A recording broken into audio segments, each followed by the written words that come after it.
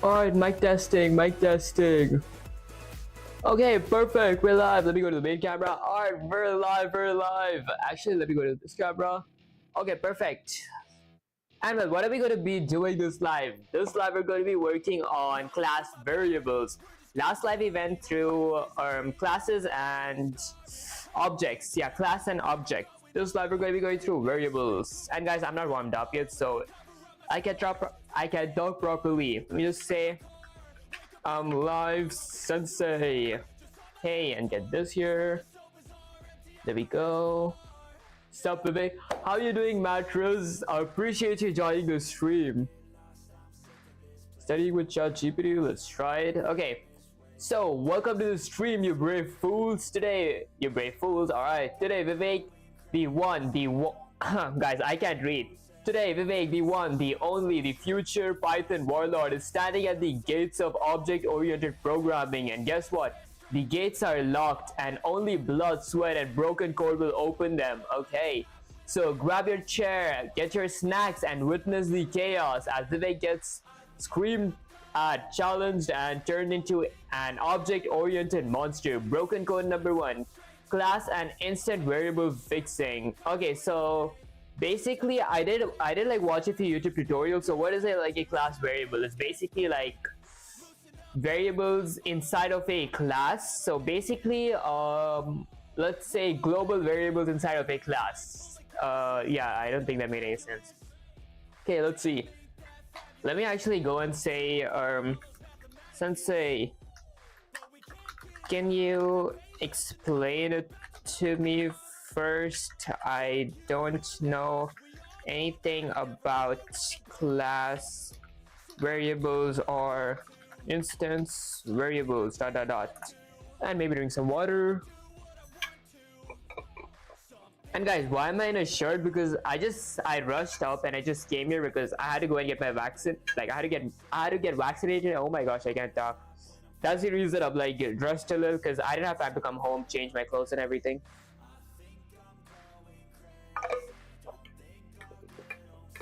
Okay, finally you admitted. Good. Okay. A warrior who pretends to know gets slaughtered. A warrior who asks to learn gets strong. So sit down, stare at the screen, eyes wide, brain open. We're starting from 0. I'm going to bury this knowledge into your skull. Class variables versus instant variables. Let's imagine we're building blueprints for logic. You already know a class is a template. Okay. A class is a template and object is a real instance of that template. Now those objects can hold two types of variables. Class variable belongs to the class itself. I see. Alright, class variables belong to the class itself, shared by all objects of the class. Think of it like a rule written on the blueprint. Class car, wheels 4. Class variable, all cars have 4 wheels. Okay. If you create 100 cars, they'll all share this wheels value. Okay. Instant variable belongs to a specific object stored using self dot in the init method. Okay, each object can have its own unique value. So class car, define a constructor init self color self dot color equals to color is an instant variable. Oh, I see. Car 1, okay, red. Car 2, blue. Car 1 dot color red. Car 2 dot color blue. Okay, so car 1 dot color is red, car 2 dot color is blue, but both cars still have car dot wheels equals 4 because that comes from the class. Okay, quick visual recap. Let's see. A variable type defined with shared by object set inside class variable, class name dot where, or yes, the class body variable, instance variable self dot where, no object only. The init method. Okay, excuse me guys, your turn. Tell me in your own words, what's the difference between a class variable and an instance variable? Then we'll go back to the broken code and fix it step by step. If you get it wrong, you'll write a 30-time sentence. Tell me now. Hi Viv, how you doing? Dexcap, I appreciate you joining the stream. Okay, tell me, what's the difference between a class variable and an instance variable? Okay, a instance variable is actually an instance variable is something is anything that includes a self dot and is under a dunder init method dot. I actually don't understand class variables yet. Okay, oh my gosh guys, ignore my typos. Alright, good, you got the first half right. You understand instance variables. They're the backpack each object carries, filled with stuff that only belongs to that object, but you dare to stand in my stream and say, I don't understand a class variable yet? Okay, fine, I'll drill it in your brains until it's permanent. What is a class variable? A class variable is a variable that belongs to the class itself, not to any one object. That means it's shared across all objects. If one object changes, others see that change too. It's defined inside the class but outside the dunder init method. Let me show you in code. Class car, okay, wheels equals 4. This is a class variable. Then we define an instructor using the dunder init with a self parameter and a color parameter. Self.color equals color. This is an instance variable. Car1 equals car red, car2 equals car blue. Okay, print car1 dot wheels 4 because wheels is there. Oh, I see. Okay, car2 equals wheels 4, car dot wheels equals 6, car1 dot wheels equals 6. It's changed. Car2 dot wheels 6, it's also changed. Car dot wheels equals 4 means every car has 4 wheels. Okay, wheels. Oh, okay. But when you change it with car dot wheels equals 6, all cars get 6 wheels. Why? Because that's a class variable and it's shared by all instances. Okay, compared to instance variables, car1 dot color equals pink, only car1 changes. Print car2 dot color still blue. Okay, so it's tied to individual objects, wheels is tied to the class. Recap, say it out loud. A class variable is shared by all instances. It's defined in the class body outside the dunder init. If one object changes, if one object changes it through the class, others are affected as well. Now, before I give you back the broken code, answer me this. If I set car.wheels equals 6 and then print car1 dot wheels and car2 dot wheels, what will they both print? Give me your answer, student. Then we go back to the broken codes. Okay, sensei, it will give a output of 6. Yes, finally your brain is starting to light up. Correct. If you do car.wheels equals 6, then car.1 wheels and car.2 wheels both will print 6 because they're reading from the same class variable. You've unlocked the secret to the shared variable. Now it's time to smash that broken code into perfection. Revisit broken code number 1. So we created a class car and we added a class variable that is wheel. So if car1 dot color, then it's changed. Only that's so to change all color. Wait. So if car1 dot color, then it's changed. Only that so they change all color. Honestly, why the distracting music in the background while learning or preparing? Honestly, for the stream to be a little fun, I don't want to bore you guys up, and I thought that music would be pretty good at the stream. I honestly don't understand the comments. Like, so if car1 dot color, then it's changed. Only that's so to change all colors. Does that basically mean like if I do car1 dot color equals to something, that's only going to change the color or slash the attributes for car1? That makes sense because like my car equals to car red, but if I do my car equals to red, so or my car1 equals to red or something like that, it's going to change my car1's color. Okay, your task. Fix the broken code constructor. Make sure it properly sets the instance variable color that make the print statements work. Hint, branch should be replaced with the standard object reference used inside the classes. Go Vivek, fix this now. Type the full fixed code or I'll make you write self equals to self 50 times. Alright, I guess. So let me copy this, and I actually forgot to open PyCharm. Okay, give me a sec guys, let me open PyCharm. There we go. Alright, let's see. Joey. Okay, we're missing a self.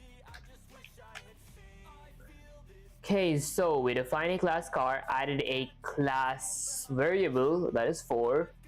We define an instructor, define init, self, brand color, brand.color equals to color, self.color equals to color, and self.brand equals to brand. Okay, there we go. And then my car equals to car red. Nope. So my car equals to car red. Oh, I gotta add one more. So first the brand. The brand could be, I don't know. Brand. Guys, I'm bad with car brands. Okay, and then color is red. There we go. Print mycar.views, that's going to give me 4 mycar.colors, that's going to give me the color. Oops, guys, the wrong file. There we go. Okay, so my car has 4 wheels and it's red. Okay, let me copy this. Get Sensei here. Paste it. Yes, look at you. Perfect fix. Okay, perfect fix, perfect form. I knew there was a flame hiding in that brain of yours. Use self instead of brand because that's the standard object reference. Define instance variables properly. Self.color, self.brand. Left the class variable wheels equals 4 untouched and correct. This prints 4 red. Just as it should be. You crushed broken code 1, and for that, praise time. You get a fierce head pat and a proud sensei hug and 3 seconds of peace, and then we start broken code number 2. Broken code number 2, you ready? Class animals. So we have a class variable called species and it's equal to a string mammal. Then we defined a instructor using the dunder init, added a parameter of self and a parameter of name. Okay, it should be self.name equals name. And then we created an object called dog and invoked our class here and added our self parameter, actually added our name parameter Bruno. Print dog.name, it's going to print Bruno. Dog.species is going to print mammal. Something ain't right. Fix it so it prints Bruno mammal. Show me your fixed version. Prove you're not a one-hit wonder. Okay. And guys, these are broken questions just for me to warm up. It's going to progressively get harder because I'm going to move on to like instruction-based questions. Alright, so let me paste it here. And this part is wrong. So it should be self.name equals to name. There we go. If I run the command, Bruno and mammal. Alright, let me actually go with instruction-based questions from now because I feel I'm pretty warmed up. Okay, so say, can we go through instruction-based questions? Question mark. Can you guys ignore my typos? Alright, maybe drink some water.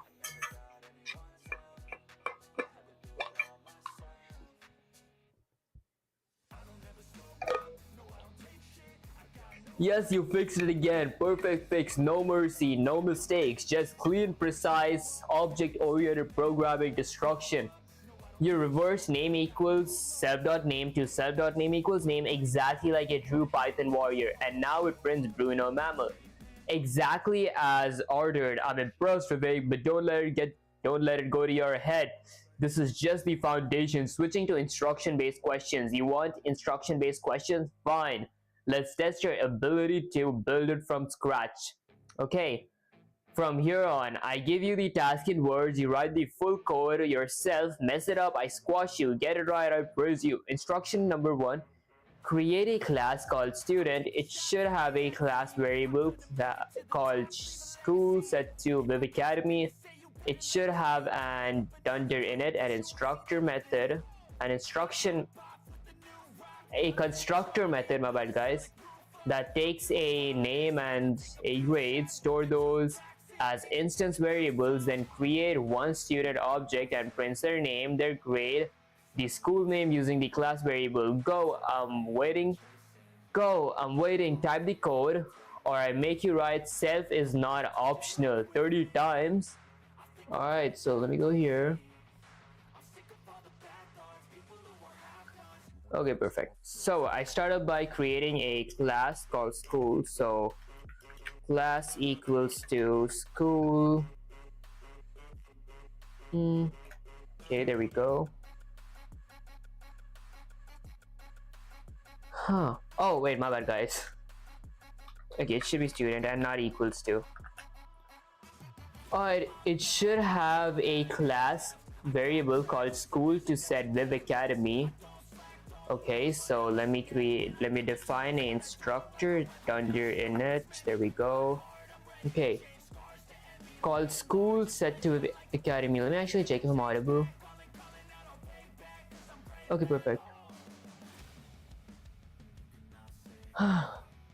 Okay, so let me add a called school. There we go. Now self dot school equals to school. Okay, perfect. It should have an dunder init method that takes a name and a grade. Oh, it should have a class called variable. Oh, okay. My bad, guys. So this should be name and grade. So name, grade. Let me go. Name, school dot name equals name. Let me copy this. Paste it here. School dot grade equals to grade, and then a class variable. So school equals to, ignore my typos, guys, equals to a string of VivAcademy.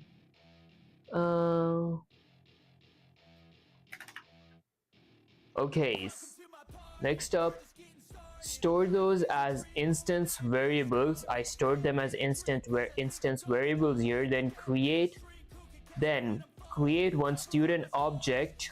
Okay, their name, their grade, their school name using the class variable. All right, perfect. Okay, so let me go ahead and create a student1 equals to my student class. Their name is going to be, I don't know, Sarah. Their grade is going to be 12. All right, so student1 dot school can't I use the school method here?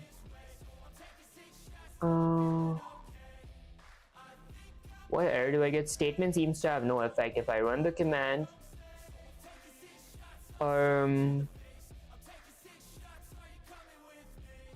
guys, I'm actually still getting warmed up. Let me actually check where I messed up, because I have almost no practice in questions like these using class variables. Let me paste this and say, Sensei, I forgot, how do we use class variables? I just said I forgot. I didn't learn it to begin with. You dare to forget class variables after I showed them into your brain, after I shoved them into your brain like a spear? Fine, I'll remind you, but after this you'll write it 30 times if you forget again. Ready? Then pay attention, Vivek. Now, how to access class variables? You can access a class variable in two ways. Through the class name, recommended for clarity. Okay, print student.school. Oh, I see. this clearly says I'm using the school variable from the class. Okay, excuse me guys. Okay, through an instance. Okay, still works but not preferred for writing setting. Okay, student1 dot school, excuse me guys, but remember, if you assign a value like student dot school equals to other, you're creating a new instance variable, not changing the class variable. Okay, so don't be fooled. Student dot school equals fake academy. Print student dot school viv academy unchanged. Student1 dot school fake academy instance overrides. So unless you're intentionally overriding it, always use class name dot var name, okay, variable name, when you're dealing with class variables. Got it? Now fix your previous code, make it print the name, grade, and class variable correctly. Go. All right, so the mistake that I did was I had to use this function with my school function. So print my school. Okay, let me change that to an uppercase S. Okay, so student1 dot school. Okay, and then the academy, student1 student name, and then what happens if I run the command? Okay, so it just prints with academy, and then let me print my student1. Okay, if I run the command, I remember doing this mistake.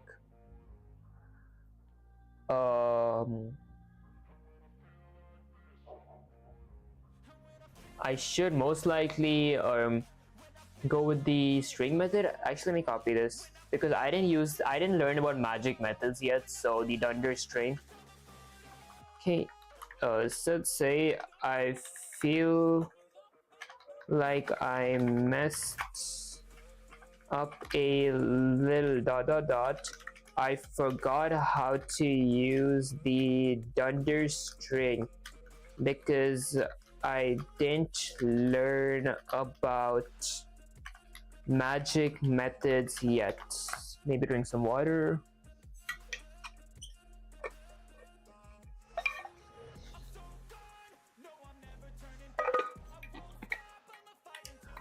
The class variable name starts with a capital letter this time. Don't mess up the case, Vivek. Python is case sensitive, so school is not equal to lowercase school. Fix that ASAP. About the dunder str, you're right. We haven't covered magic methods yet, like dunder string. Yet. So don't expect objects to print nicely by default. When you do, print student1. Python just prints something like dunder main.student object at some ASCII because it doesn't know how you want your object to be shown. For now, just print the attributes you want manually. So print student1.name, student1.grade, student1 student.school. Once we hit magic methods, I'll show you how to make print student1 print nicely formatted into now fix this. Okay, nicely formatted and for now fixes. Rename student to school to keep naming consistent. Print the student's name, grade, and the class variable so properly. School properly. Oh my gosh, guys, I can't read. Show me your fixed code. I want to see this cleaned up now. All right, let me should say up there. All right, so gotta go with student1.school, student1.name. Then let me copy this. Control V, student1.grade. Okay, if I would run the command, it's gonna say Viv Academy, Sarah, and in 12th grade. I could go with like a display method as well. So school, student. Okay. All right, this looks perfect. Okay, Control V. Stop, I said fix that case on the class variable name, not just print it wrong again. School1 is not the same as school. School is not the same as school. Python will treat them differently. School equals Viv Academy, school equals Viv Academy. Rewrite the code with that fix, then print the variables like this. Did I mess that up, guys? Am I stupid or something? My school, uh my school is uppercase here. It's even uppercase up there. Let's read the whole thing.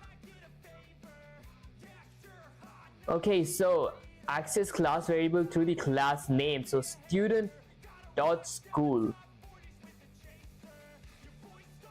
Oh. Okay. My bad. Student dot school. There we go. With Academy, Sarah at grade 12. Let me copy this. Okay. Mabat Sensei. Alright, you're getting there, but listen, you fixed the way to access the class variables correctly, but by using student.school, good, but now the name of the class variable itself is wrong. In Python, class variables and regular variables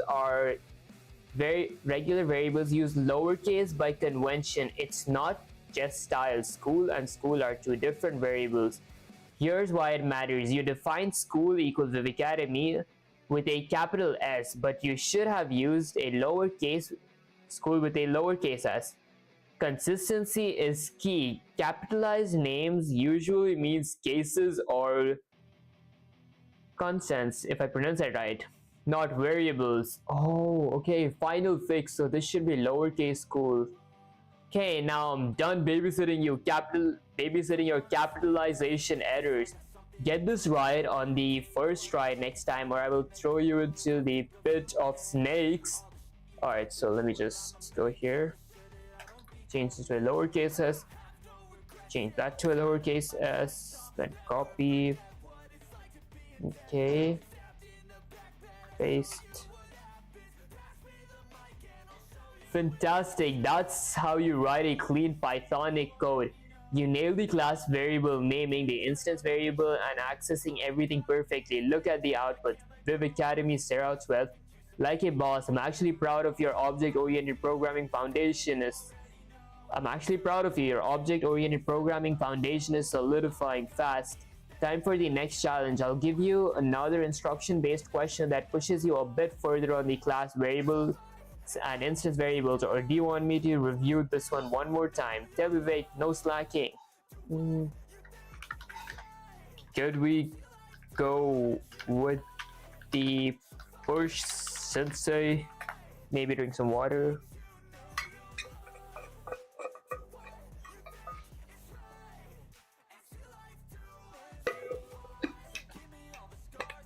Hell oh my gosh, guys. Hell yes, Vivek. That's the fighting spirit I want to see. No more baby steps. Oh shoot, guys, I apologize. I missed so many comments. Oh my gosh. Quick scope, no scope. Yo, what's good? How you doing, Formidable Thunder? I appreciate you joining the stream. Unfortunately, I can't say my taxi for school is here soon. I can't say. Oh, that's alright. I'm currently working on assessments 2 out of 3 in my program university course, working for an IT cert. Good luck with that, Formidable Thunder. Yeah guys, I can't talk right now. Oh my gosh.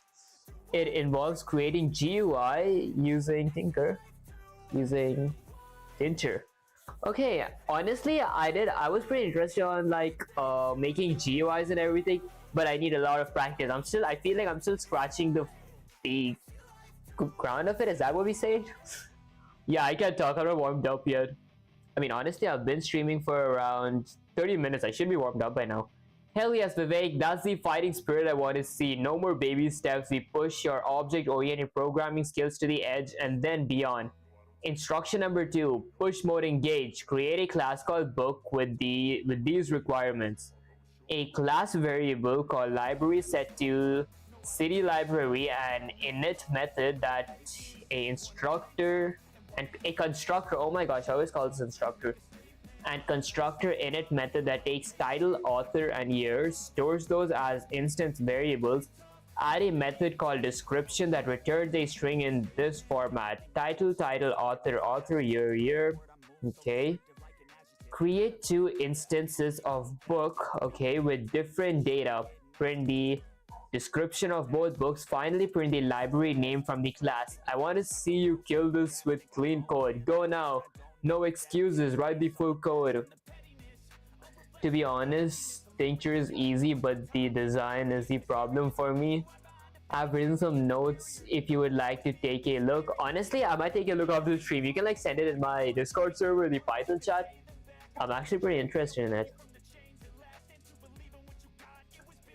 Alright, so let me go ahead and create a class called book. There we go.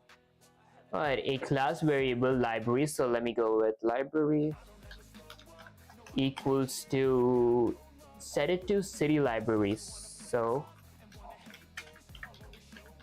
okay, city library. Let me capitalize this. Excuse me, guys. An init method that takes title, author, and year. So let me define a constructor dunder init that takes a title, author, and year.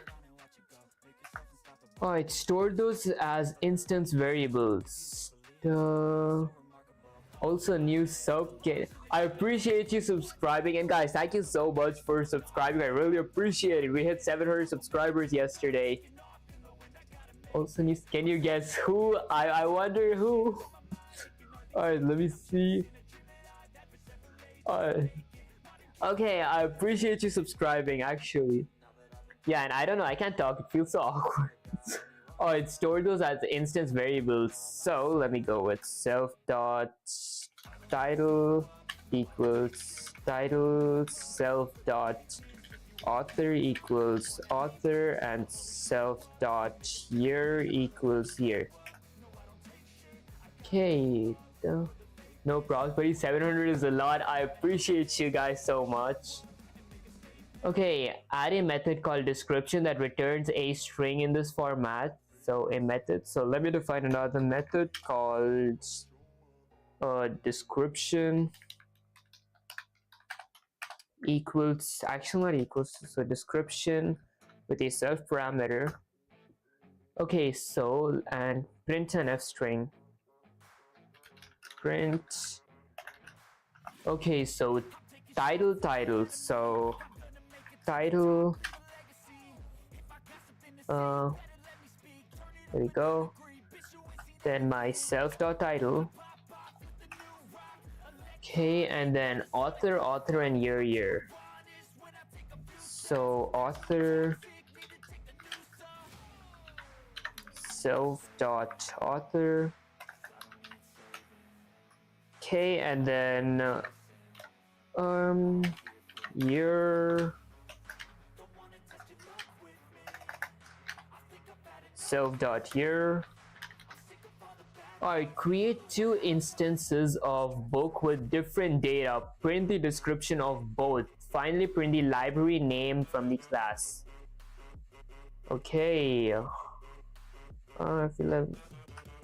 There we go. Okay, so now let me go with I don't know, book 1 equals to my book class. Then go here. I'll have to add a title, author, and year. I don't know, let me go with atomic habits. Okay, and I don't know the author actually. Let me just go with I don't. Okay, and year, I don't even remember the year, guys. I actually feel so stupid. 1998. Okay, let me copy this, paste it. Okay, and then I'll go with 1984. There was a book called 1984 or something like that. Guys, these are honestly random books, and author is like author 2. Year could be like 1999. Okay, and now let me go ahead and book 1 dot library. Okay, let me print. Okay, so print book 1 dot library. Copy that, paste it. Okay, library is honestly the same, but I should have gone with book.library. Okay, there we go. And then book1 dot description. Okay, and then copy that. Actually, I wouldn't need to print it because I'm already printing it. Okay, Control C, Control V, book2 dot description. Okay, if I were to run the command, it's going to give me city library, title, atomic habits, Okay, perfect. Let me copy this. Get here. Not trying to self-pro, but I only have 30. It's actually a pretty good start. Like, you just gotta be consistent, and then if people like your content, then you're definitely gonna get a lot of subscribers. Okay, you did good, Vivek, but not perfect yet. Listen closely. Your description method prints the string instead of returning it like I asked. Oh, okay, that's a rookie mistake. The instruction said add a method called description that returns a string. Oh, if you print inside the method, you lose the flexibility to use the string elsewhere later. You need to return the string, then print it outside the method. Here's the fix. Define description with a parameter of self, return title. Okay, title, author, self, then print like this.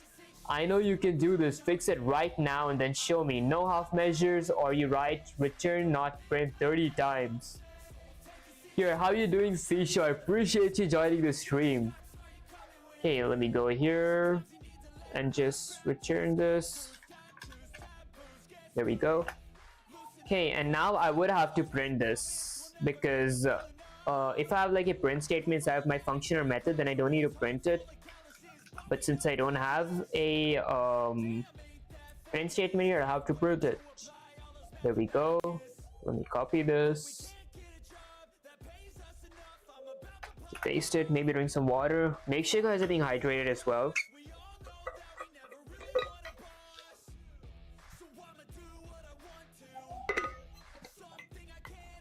Now that's how you do it, Vivek. Returning the string from description and printing it outside, perfection.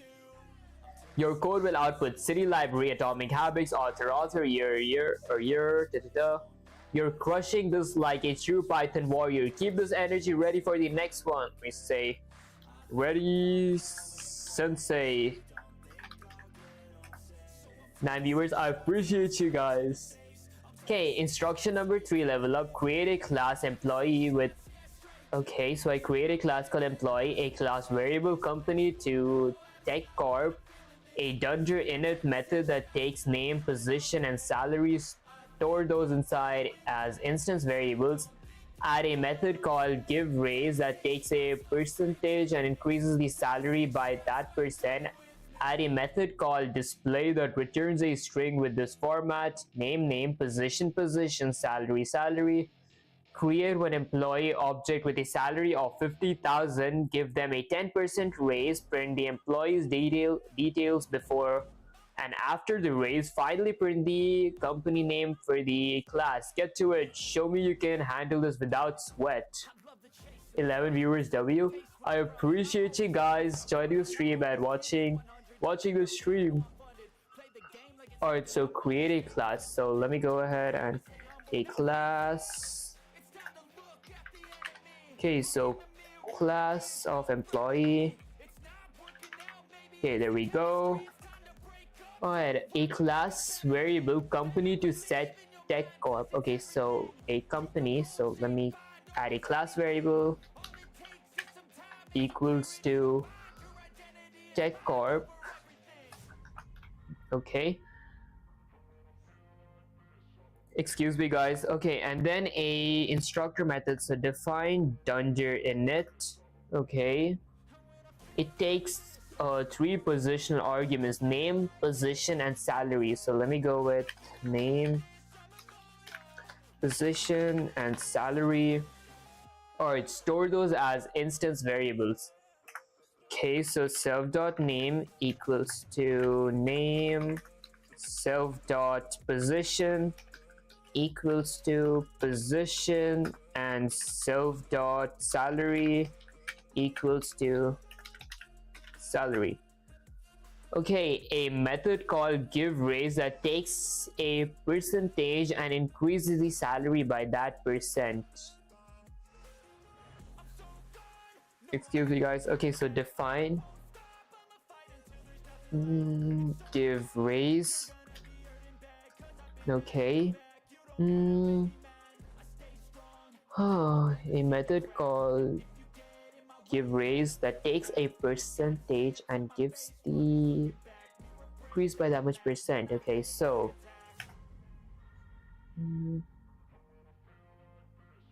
okay, let me just ask Sensei for the formula guys, because I'm pretty dumb with that. Let me say, Sensei, can I get the formula to increase the percentage question mark? And guys, ignore my typos.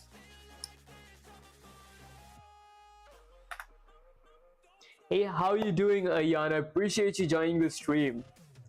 Alright, of course you can. I'm not a monster. Here's the simple formula to increase a value by a percent. New value equals old value plus old value equals to old value plus old value times percent divided by 1000, or more simply in Python, salary equals salary plus percent divided by 100. Okay. If you want to update salary inside your method, it's usually self.salary plus equals to salary multiplied by percent. This increases self.salary by the given percent. Ready to code that in your given raise method? Let's go, move. To get used to making an OS in Python and eventually C and assembly, Petabyte OS, I'm going to make a light version of it. Petabyte OS Lite. Alright, good luck with that C show. Hope you do good. Okay, so I got the formula. So I can go with my self.salary plus equals to my self.salary multiplied by, or an asterisk, let's see how much, by percent. So add a method called given raise that takes a percent and gives the salaries. So I don't know, I'll give like a 10% divided by 100. Okay, create one employee object with a salary of 50,000. Okay, so let me define another function called display. Okay, and then I would print an f string. Okay, this time I have to print, right? Add a method called display that returns. Okay, I shouldn't print it, I should return an f string. So return an f string. Okay, that returns with this format. So name, so name, myself.name. Okay, and then position, so equals to self.position. Okay, and then salary is self.salary. Alright, create one employee object with a salary of 50,000. Okay, give them a raise of 10%. Print the employee's detail before and after the raise. I see. Okay, so let me create an object of employee1 equals to my employee class. Okay, so my employee class needs a name. I don't know, I'll go with Sarah. Okay, a position. What kind of position? I don't know, something like head. Okay, and a salary of 50,000. Okay, there we go. And then employee1.display. Alright, and then let me go with employee1.giveRaise. Okay, give the employee a raise of actually raise. So let me go with delete that. So I can't erase parameter. Oh, okay. I should have given it from you. Okay, never mind. This is correct. So employee one dot display. Okay, now if I run the command, I returned it, so I'll have to print it. Okay, print this as well, and print this.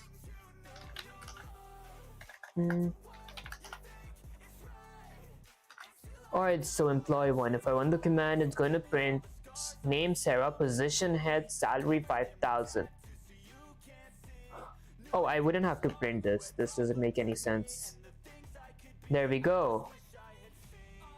Might add a colon.2f. So colon.2f for a format specifier. There we go. That looks much better. Alright, let me copy.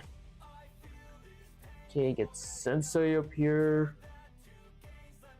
What's your graduation? Honestly, I'm homeschooling. I mean, actually, Sensei and YouTube are the only teachers I have right now. Let me check if I'm audible because I forgot to charge my mic yesterday. Almost there, but I can see you're learning fast, but you don't.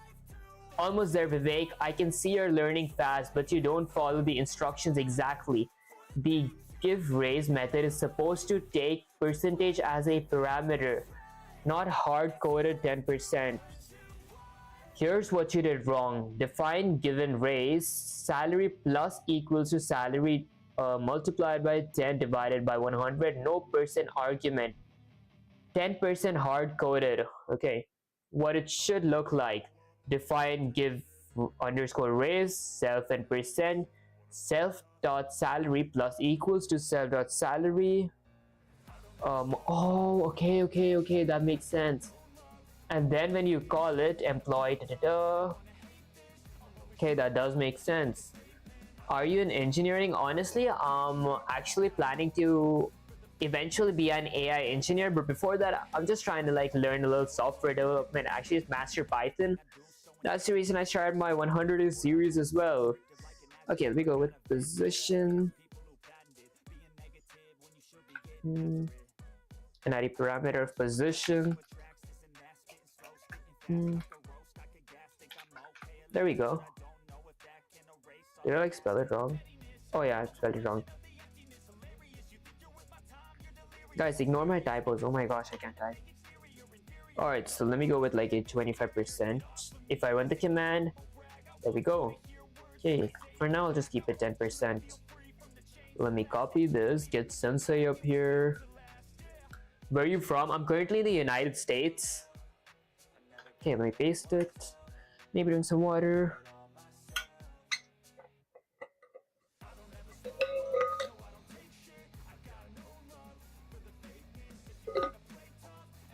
Honestly, my arm is pretty sore because I got a vaccine. That's why like I didn't have time to like dress or like eat anything much. Alright, so what in the name of Python are you doing, Vivek? Did I mess up? Give raise self position. You named you. Oh my gosh, guys, I'm so stupid.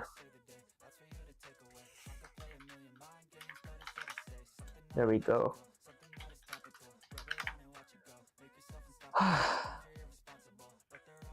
Okay, this should work. Okay, let me get Sensei back here.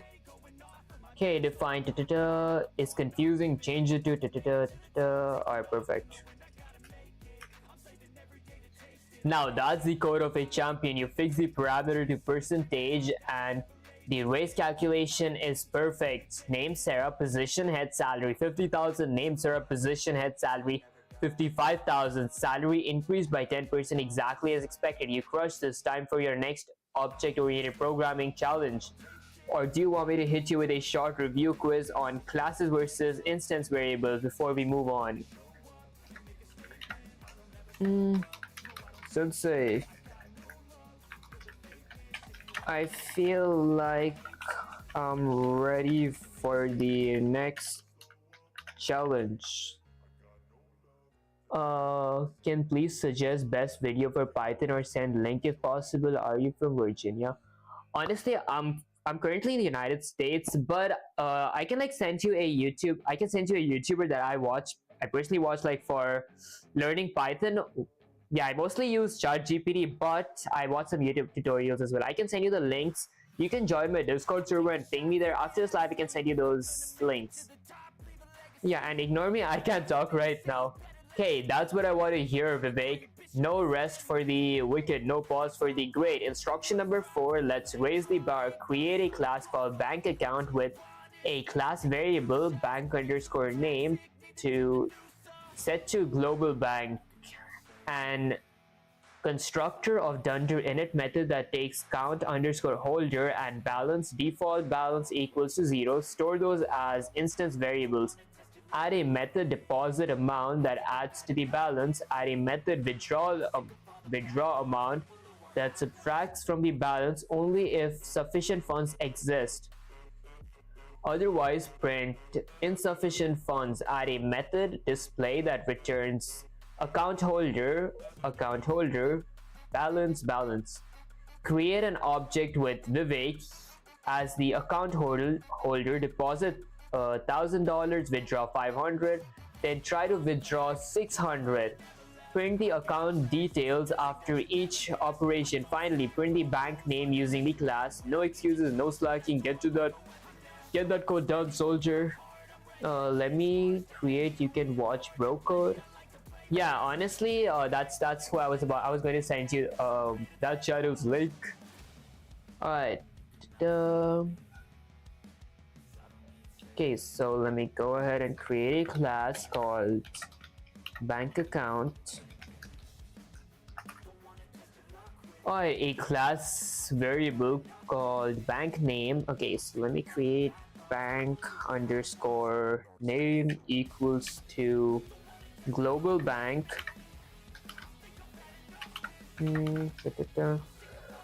Alright, and dunder init method that takes account holder and balance. Default balance equals to 0.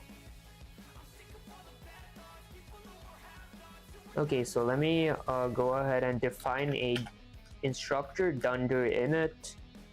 Okay, goes with account holder. There we go, and balance. Okay, perfect. Okay, it said the default value should have been the default value should have been equal to 0. Okay, store those as instance variables. Although I don't think this makes any sense. Okay, self dot account name. So the account name equals to account actually self dot account holder. Okay, and then self dot name actually self dot balance equals to balance. There we go. Okay, and then add a method deposit amount. Okay, that adds to the balance. So let me define another method called deposit with a parameter of amount. Okay, there we go. So that adds to the balance. So my balance plus equals to amount. Self dot balance. Okay, so self dot balance plus equals to amount, and then I define a withdraw. So okay, with a parameter of amount. Okay, this time self dot balance bank name self dot balance minus equals to amount. There we go. Okay, that subtracts from the balance only if sufficient funds exist, otherwise print insufficient fund. Pretty big. What's your age? 17 years old. Okay. So I might go with let me add an if statement. So if my amount is greater than or equal to my actually is greater than my balance, is my self.balance,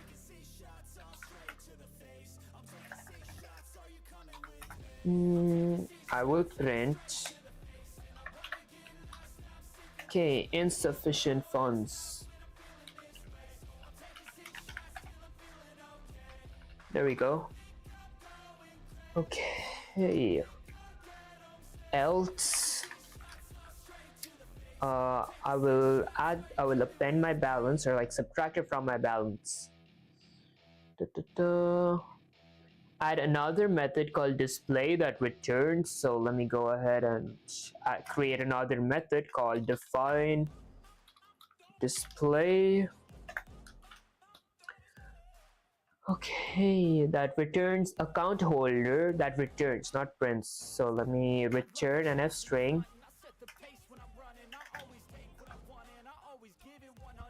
Excuse me guys, let me go with account holder is my self dot account holder. Okay, and balance is my self dot balance. Okay, I might add a dollar sign and like colon dot 2f. Okay, create an object called Vivek as the account holders. So let me go here. Let me go with Vivek equals to my bank account. There we go. Okay, so my account holder, actually let me go with person one. The holder is Vivek and deposit $1,000. Balance is 0. I could add like a quark, a keyword argument, right? Would that make sense? Equals to 0. What if I remove this? That does work. Okay, then I'm going to deposit. So person one dot deposit, let's deposit $1,000. Okay, and then person one dot display. Okay, and then person one dot withdraw. I'll withdraw $500. Then I will display it again. So person one dot display, then person one dot withdraw $600. Okay, and then I will person one dot display one last time. Actually, oh, this is so tedious. I'm gonna print this. Oh, I should have printed it while typing it out. This is kind of hard. There you go. Okay, so person one. Actually, not person one. Oh my gosh. Print. Print. Okay, and one last print. There we go. If I run the command, it's gonna say, oh my gosh. I don't have to print this. I wasted so much time. Okay, there we go. If I run the command, it's going to say account holder Vivek, balance 1,000, account holder Vivek, balance $500, insufficient funds, account holder Vivek, balance 500. Okay. I might not need this. If I run the command, there we go. Let me copy this. Get Sensei out here. Oops. Okay, and paste it here. Maybe drink some water. Hello, how you doing, Saad? I appreciate you joining the stream. I missed a lot of chats. I don't think it's from extreme beginners. What's your age? Do you know about NFT? Honestly, I don't. I'm learning Java right now. Can you suggest any Java DSA channel for free? Reply. I'm honestly a pretty beginner in coding myself, so I wouldn't know much channels, but I do watch a. I just watch random tutorials. I mostly use ChatGPT. Although I wouldn't recommend using ChatGPT unless you give like correct prompts, if you guys know what I mean. Because even though I use ChatGPT, I'm still very careful on like if the content I'm learning is actually accurate or not. Okay, that's it. This is the moment I've been waiting for. You did everything absolutely right. Let's break it down. Class variable, bank name defined correctly.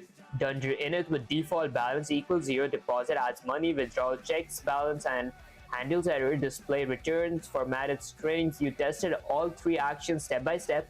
You did not mess up while formatting, casting, or logic. Output account holder Vivek balance $1,000. Account holder Vivek balance $500. Insufficient funds. Deposited, withdrawn, blocked, overdraw, printed correctly. Sensei's reward. You just beat a full object-oriented challenge. You want a praise? Here it is, Vivek. You are no longer a student. You're a code breaker. This is the power of focus. This is what mastery looks like. Head pat, hug, fierce, proud stare. Now, take that deep breath, okay? You want to do one last object-oriented programming challenge before we move on to add class methods, or inheritance, or shall we advance immediately? Sensei, can we get some more practice with this topic? Maybe some mini projects, question mark? Guys, ignore my typos. What do you think about AI? Honestly, AI is really helpful in my opinion, as long as we can like prompt them correctly. Okay, yes, that's the attitude I respect, Vivek.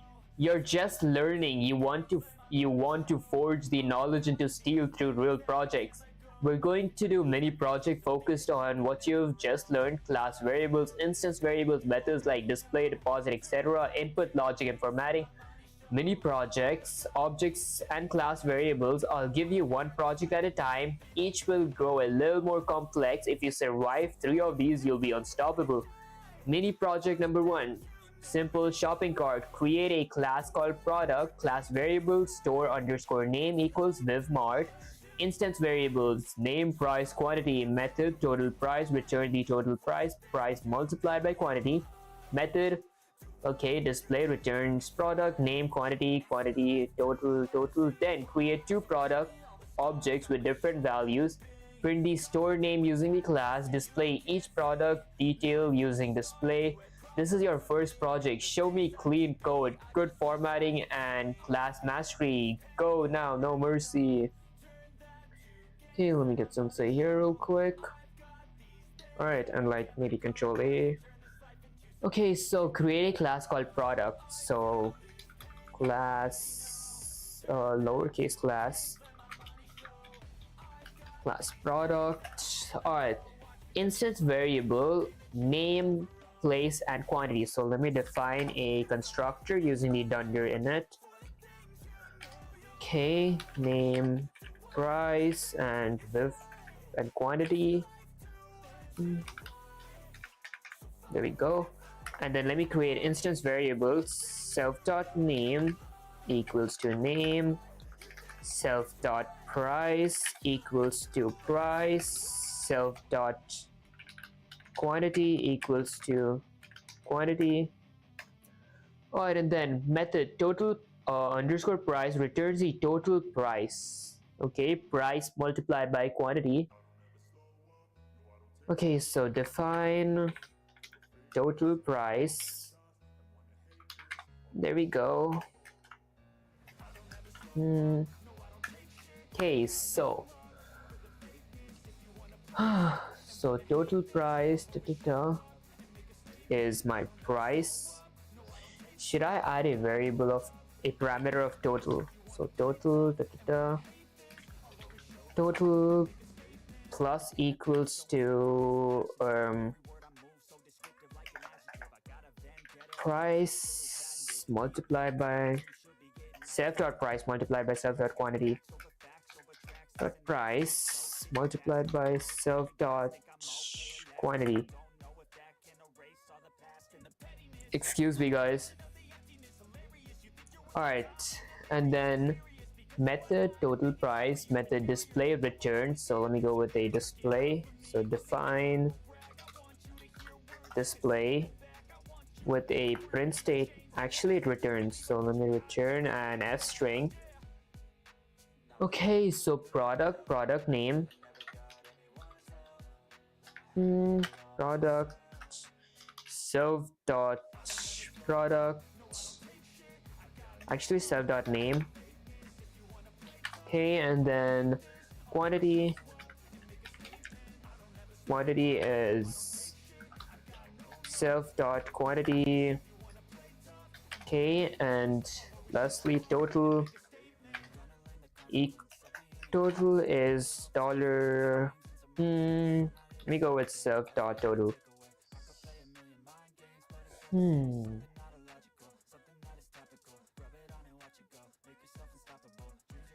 What happens if I use the total parameter here? Would that make sense, maybe?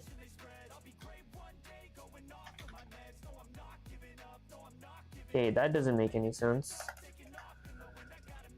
Okay, I guess we just keep this mistake and check what's wrong once we're done.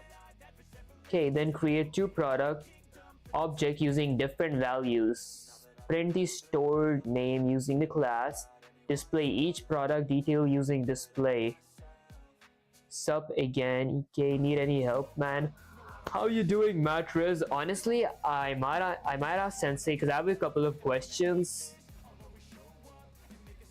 I'm pretty sure I should have stored something in a list, right? Like cart. Okay, let me actually just go with the flow. I don't know, I'll go with Apple or object1 equals to my product. Let's go with Apple.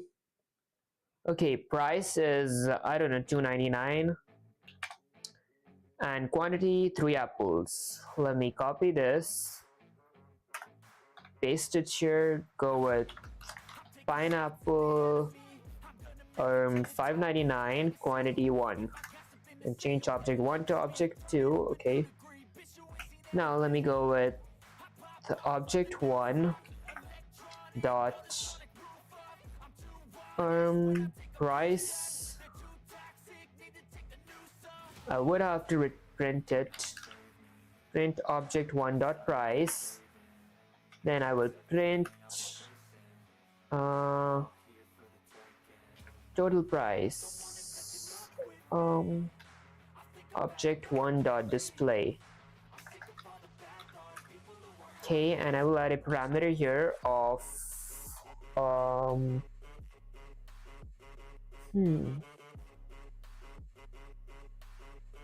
yeah, actually I might not need any parameters here. If I would run the command attribute header. Okay, let me copy this, get Sensei up here, paste it, and say, Sensei, I messed up. Oh, sure, man, good luck. I appreciate you, Mattress. Gotta go code soon as well. Wish you the best case soon. I'll get you later, Mattress. Good luck with your coding. Hey, let me check if I'm audible. Oh, you're damn right. You actually, let me lubricate my lips up real quick.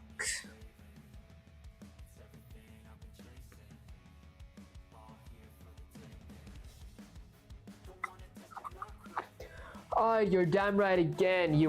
You're damn right you messed up, Vivek, but that's okay because scars are where stronger codes grow. Now listen to me very carefully and let's fix this step by step. Mistake 1. Missing the character variable. You forgot to add the class variable stored in VivMart. It should go inside the class outside the methods as a class variable. Mistake 2. Total underscore price is wrong. Okay, define total underscore price self total. Yeah, I'm here. How are you doing, Sish? I appreciate you sticking through the stream. Okay, total plus equals to self dot price multiplied by self dot quantity. Okay, total price is wrong. Wrong. There should be no total parameter at the end. You need to return the value. Okay, return self dot price times self dot quantity. Mistake 3, you're trying to use self dot total but it doesn't exist. Return an f string self dot total. You never created self dot total. Instead, call the method self dot total price to get the total. Fixed version, do it like this. Class name, store name VivMart, that's a class variable. Define init self name price quantity self dot name equals name self dot price equals price self dot quantity equals quantity. Define total price with a parameter of self. Return self dot price. Okay, multiplied by self dot quantity. Define display. Return da da da da da. Okay, so total is self dot total colon dot 2f. Okay. Product 1 equals product apple 2.99, quantity 3. Product 2 equals product pineapple 5.99, quantity 1. Print product dot store name, print product 1 dot display, print product 2 dot display. Okay, now fix yours. Type the full corrected code from scratch. I'll be watching. Get it right or do this project again blindfolded. Alright, let me drink some water actually. Pretty dehydrated.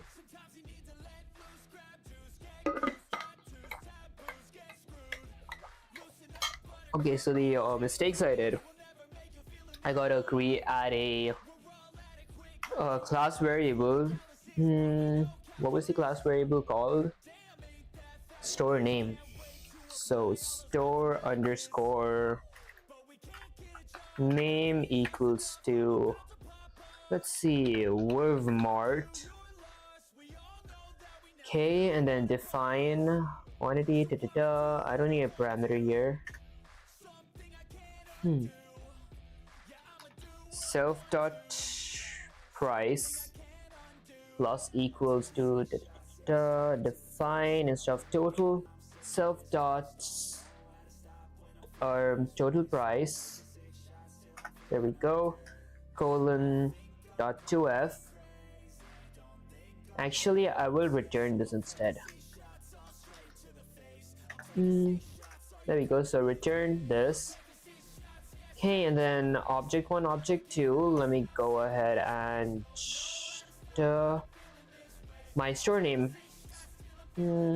For getting my store name, should go with product dot store name.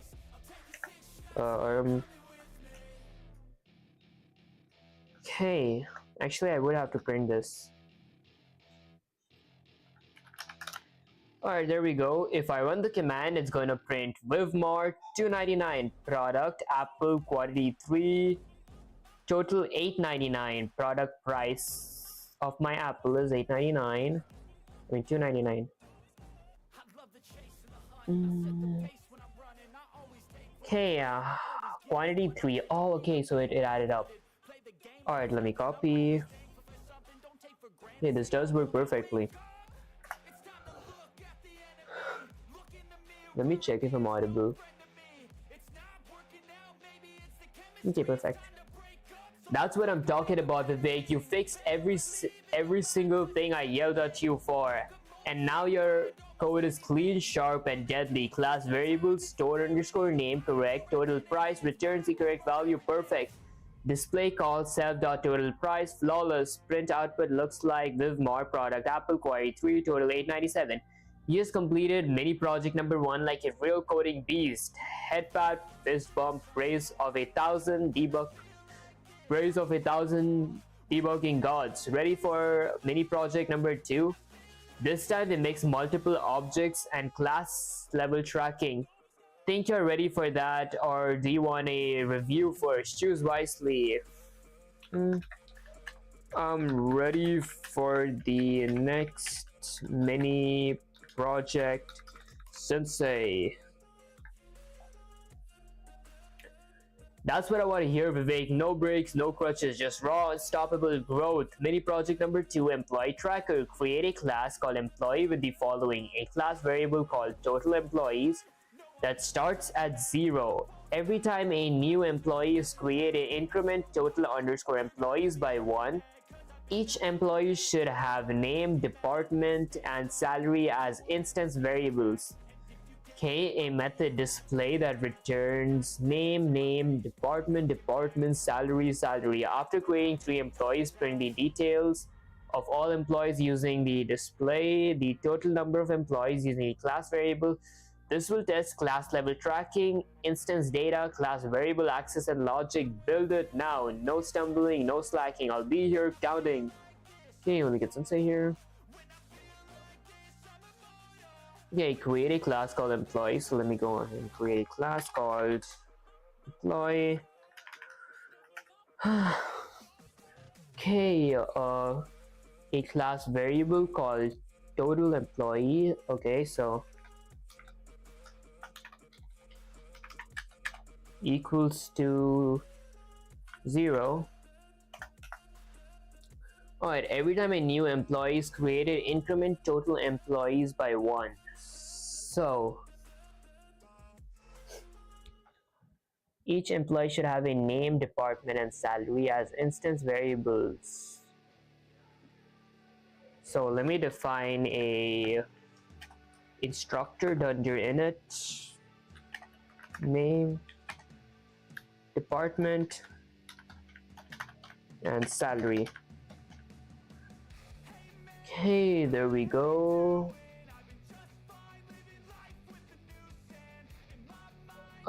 As instance variables, so self.name equals to name, self.department equals to department. Oops guys, ignore my typos.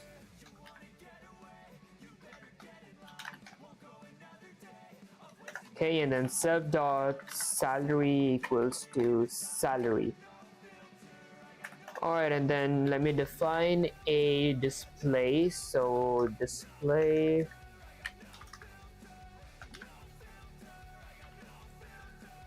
okay, so I defined a display that returns, so I will return name, department, and okay, so here let me return an f string. Name of my employee is going to be myself dot name. Okay, and then the department of my employee, let's see, I don't know, I don't know, let's go with dot. Yeah guys, I can't think. Or actually self dot department, and then my salary. Okay, self dot salary. Let me add a $sign and go with a :2f. Alright, and then after creating 3 employees, print. So let me create 3 objects. So employee 1 equals to my, excuse me guys, my employee class Sarah, department, I don't know, teaching. Guys, I'm just doing random stuff, I can think. Okay, and then salary, let's go with 100,000. Let me copy this, go with these. So employee 2, name Dave. Let's go with sports, 25,000. Okay, the third one could be, let me change this to employee 3. Go with Joe. I don't know. Let's go with sports as well. Shorts. Okay, and like $10,000.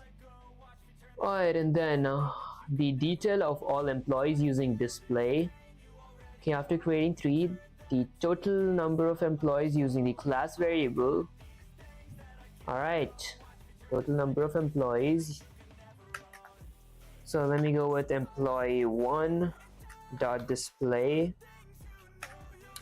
I will print this.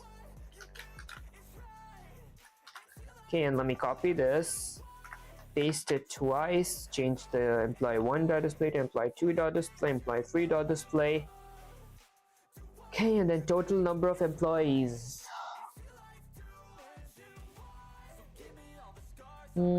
Actually, I should have added a for loop. Employee 1. Let me add a employee underscore list equals to an empty list. Let me check if I got any comments. Okay, that sometimes scares me because I don't want to like ignore you guys. Okay, employee list. Let me go with employee 1, employee 2, employee 3. There we go. Then a for loop for every name in my employee. Oh, let's see.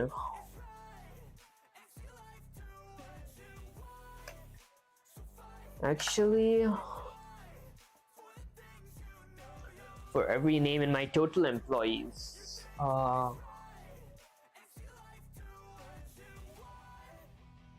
Let's try. So for every name in my total employees, self dot, not self.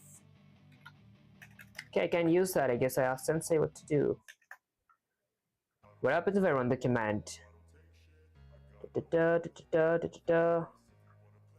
I do need to plus equal something. Let me go with my employee class dot total employee. Okay, and then print this.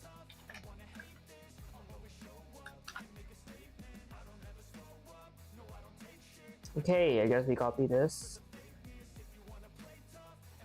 Get Sensei here. Paste it and say, Sensei, I messed up. I don't actually know how to add employees to my total underscore employee class variable. Guys, ignore my typos.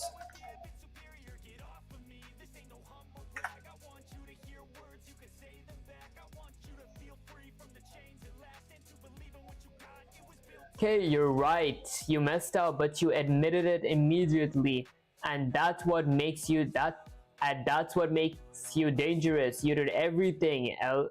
You did everything else perfectly, but you forgot to increment the class variable when an employee is created. That means your Dunder init needs to update employee.employee every time it runs. Here's how to fix it.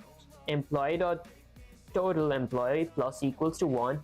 You must use employee.total employee, not self.total employee, because it's a class variable, not an instance variable. I see. Define Dunder init self department and salary, self name department salary, self.name equals name, self.department equals department, self.salary equals salary, employee.total plus equals to 1, increment the class variable. Now type that full fixed code, Vivek. No slips, no half fixes. You're building a company. Act like a CEO with a sword. Okay. Alright, so let me go with my employee dot total employees plus equals to 1. Okay, if I run the command, it prints that, but I want to print an f string.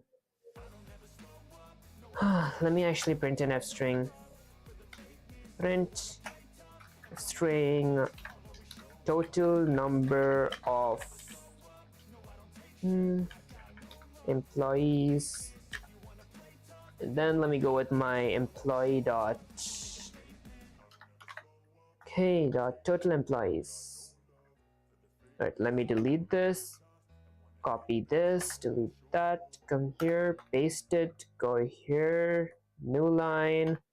There we go. If I run the command, it's going to print total number of employees 3, name Sarah, department teaching. Alright, let me copy that, get Sensei up here, paste it, maybe drink some water.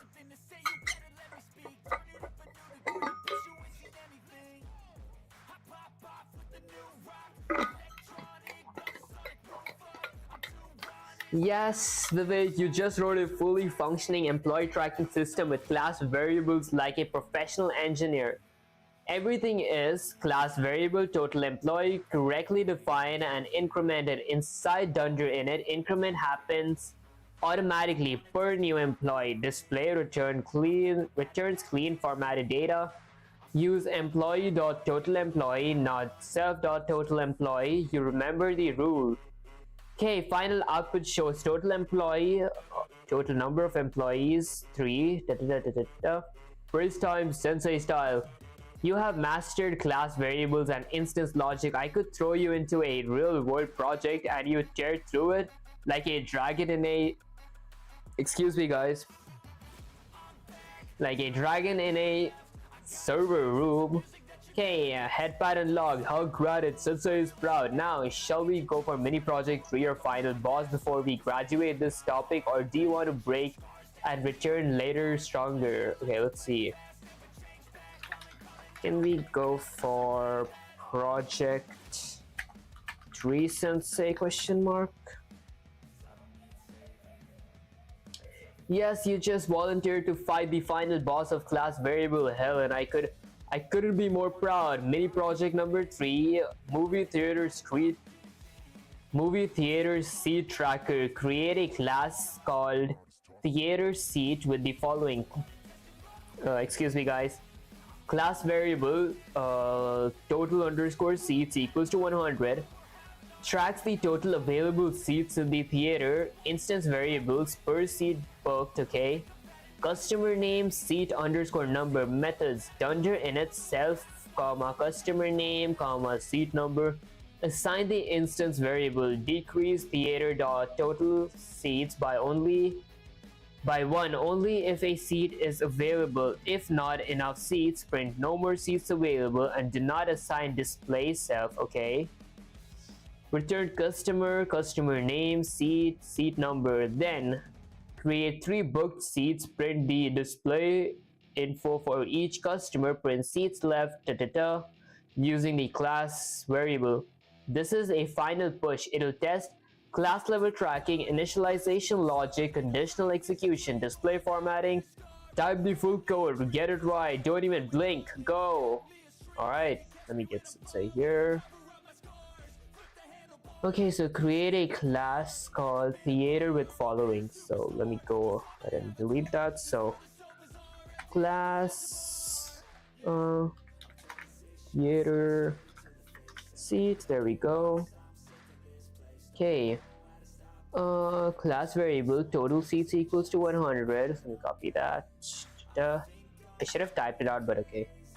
Instance variables per seat book, customer name, seat number. Okay, so let me define a constructor, Dunder init. Customer underscore name. Okay, and seat underscore number. Alright, and then let me create instance variables. So self dot customer name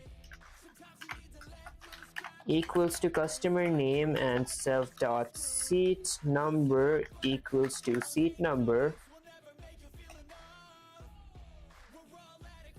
There we go, ignore my typos.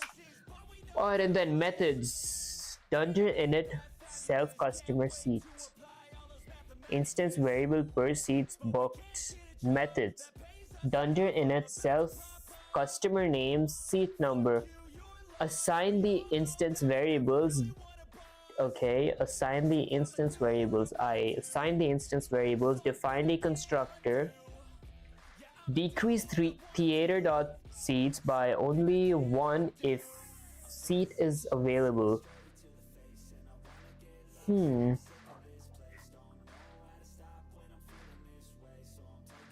Okay, I guess I go with an F string. So if my total seats, okay, so I can okay, I can't do that, so I have to go with my theater seat dot total seat. If it's less, if it's greater than or equal to 100,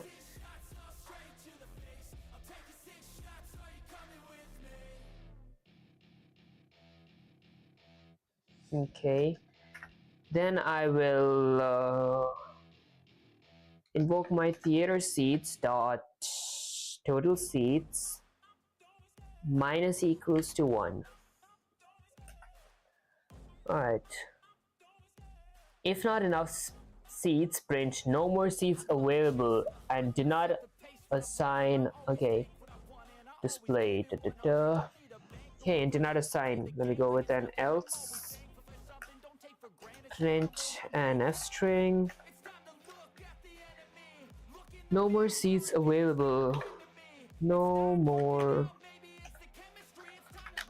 seats available. There we go. Oh my gosh, guys, ignore my typos. I can't spell. Okay, display a self method. So let me create another method called define display. Okay, return customer name, seat number. So let me return a F string, customer self dot customer name, okay, and seat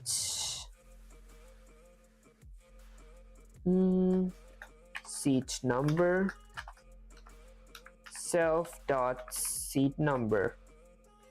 Okay, there we go. Then create 3 booked seats. So I gotta create 3 booked seats. Seat 1 equals to theater seat. Okay, now I gotta, let me copy this actually.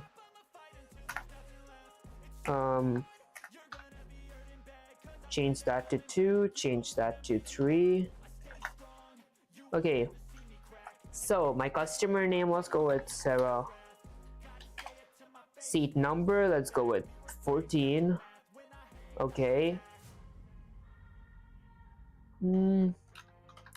Dave or David. Seat number, I don't know, 26. Customer name, John. Seat number 53. Alright, and then let me go with C. Oh, seat 1, seat 2, seat 3, okay. Seat 1 dot display. What happens if I run the command? I'll have to print my display. There we go. If I run the command, customer Sarah, seat number 14. There we go. Let me copy this, paste it, change seat 1 to seat 2, seat 1 to seat 3, run the command.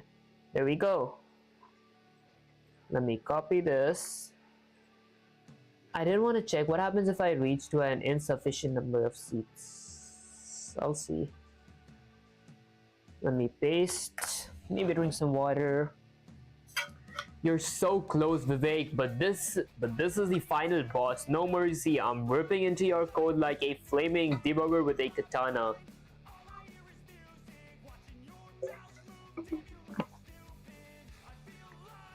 Mistake 1, your if logic is upside down. You wrote if theater dot total seats is less than or equal to 100. Oh, I should have gone with greater than.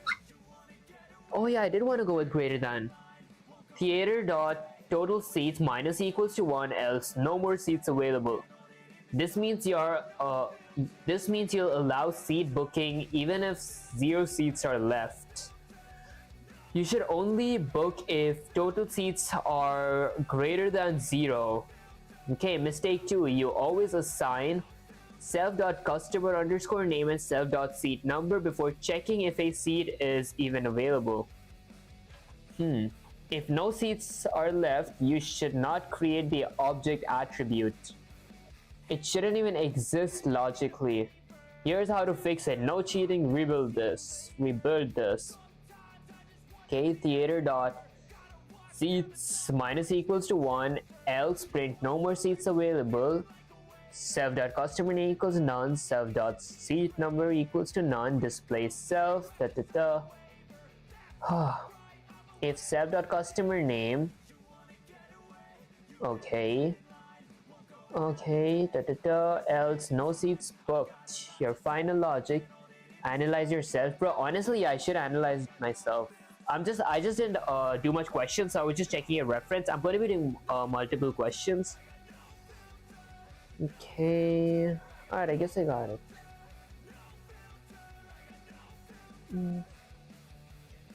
Alright, so let's see. Class theater seat total equals 100. So we went less than 0.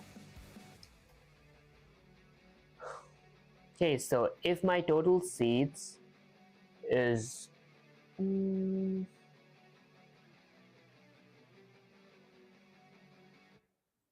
actually, let me copy this. Go here, paste it. Okay. If theater.seats, go with something else back here.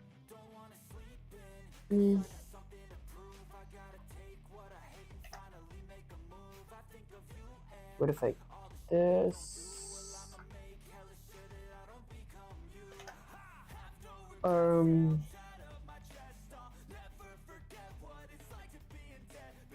Alright, so let's go for the start. I created a theater seat class, total seats equals to 100, define init, I created a few instance variables, okay, theater.total seats minus equals to 1. I should have gone with the if first, so if my seats is less than, actually it should be greater than, right? Because if I have more than 0 seats, so if my theater.seats is greater than 0, I can minus this, so actually we'll do something else. I will print something else, no more seats available. Then return customer, self.customer name, seat number, self.seat number. What happens if I run the command? It gives me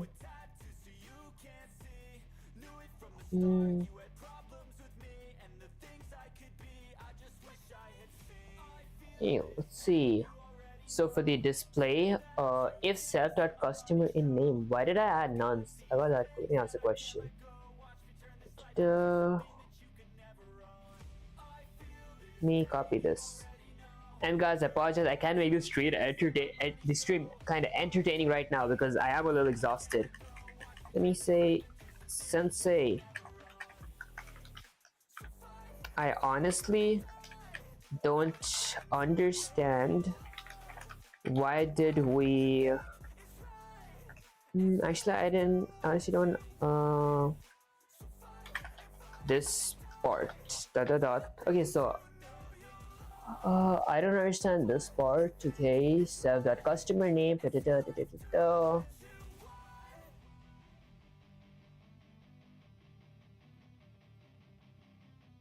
oh wait, if seat.total seats is greater than 0, oh wait, this actually makes sense. Theater.total seats minus equals to 1, else no more seats. Oh wait, actually never mind, I do understand it. Guys, I'm actually kind of stupid. Oh my gosh. Let me check my mic is working because I forgot to charge my mic yesterday. Okay, I actually see. Alright, so if my seed is greater than 0, this thing else, no seats available. Control T. Okay, I'll explain a bit what this means. Let me go here, type none. Because I have like almost no practice using the none parameter. Alright, this actually makes sense. Display, return,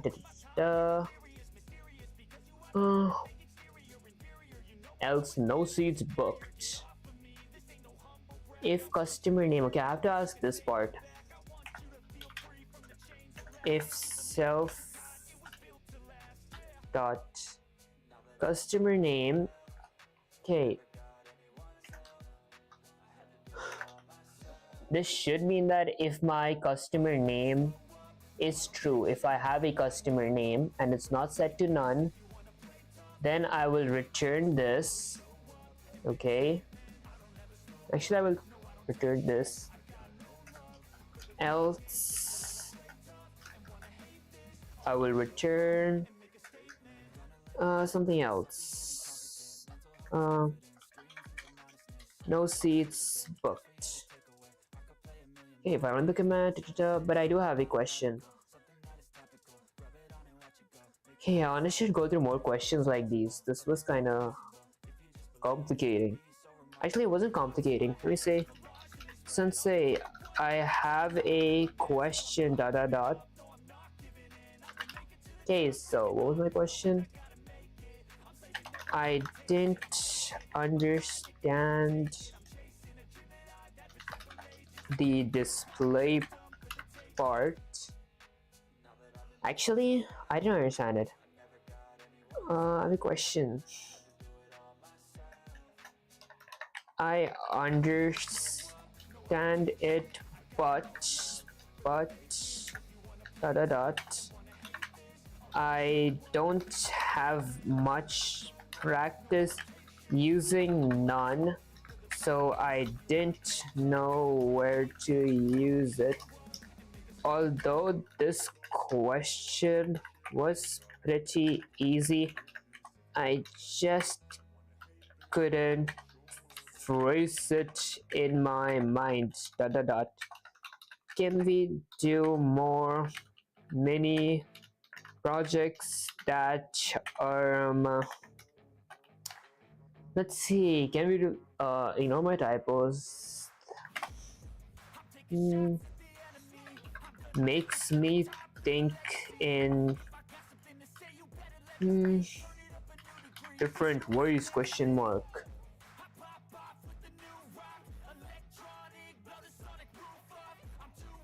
Honestly, let me just lubricate my lips up real quick.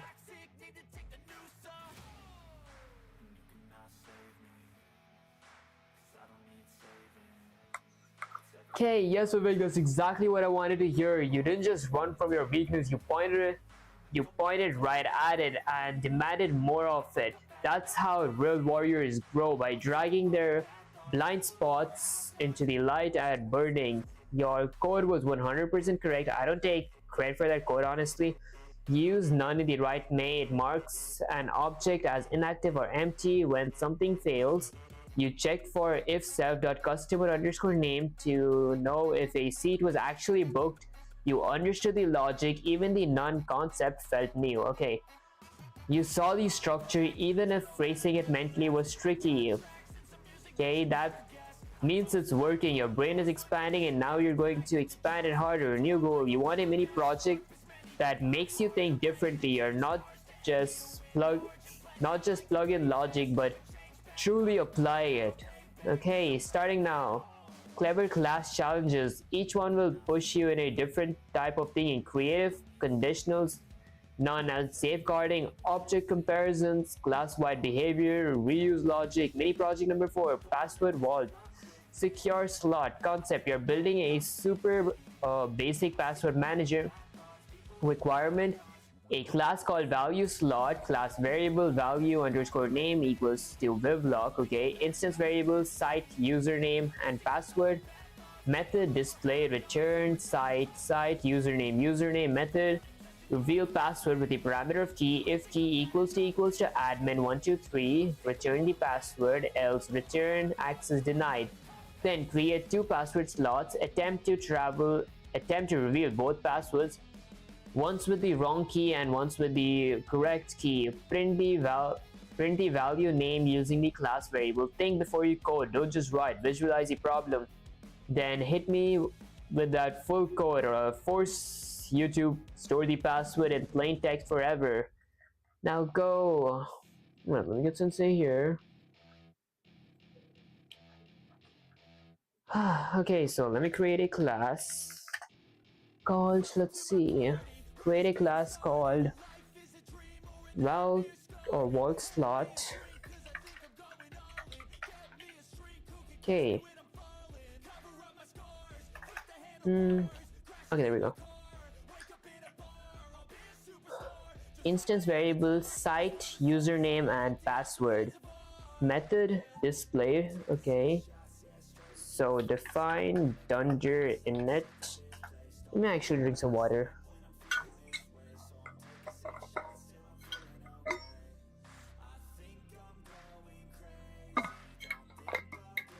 Make sure that you guys are being hydrated as well. Alright, so let's see. Site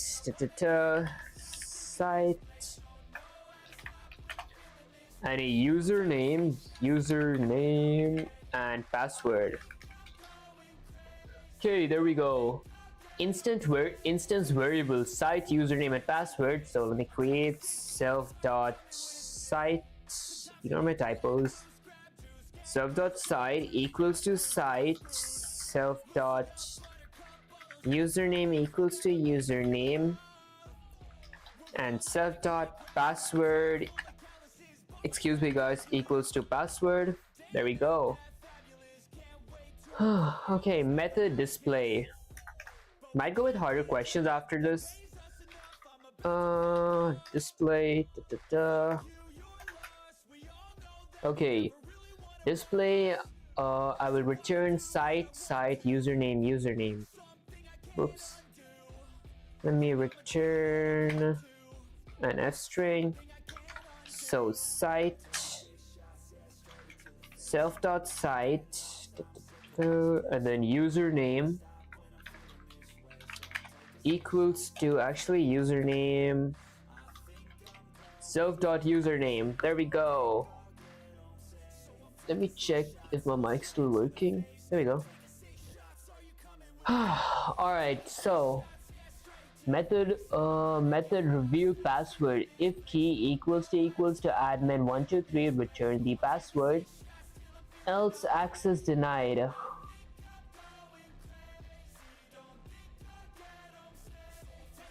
Okay, so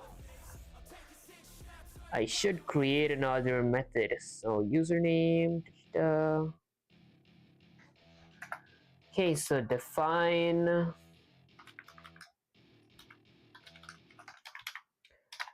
Okay, define password reveal. If my, should I have a parameter of something like show password? Honestly, yeah, let me go with show password. Okay, so if show password equals to I don't know, admin123. Okay, return the password.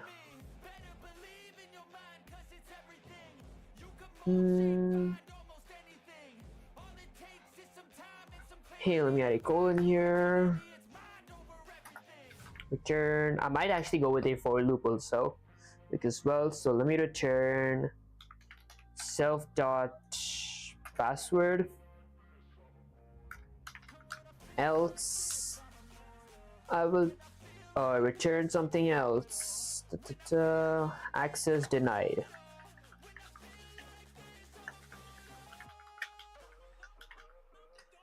Okay, there we go.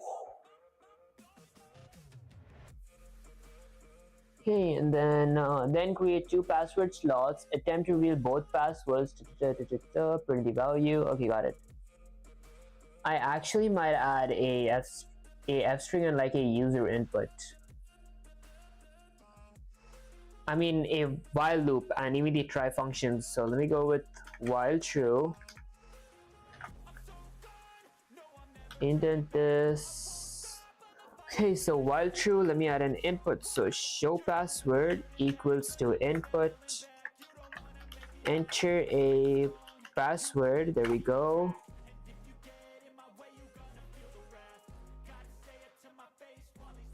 Okay, and then let me break here. Else access denied.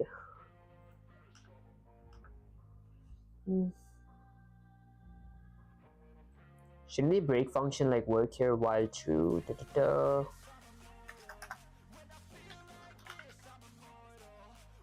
there we go. Else I will return something else. Actually, I might print.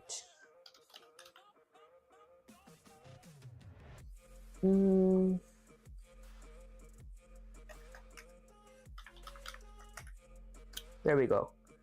Okay, so should my F be up there? We return.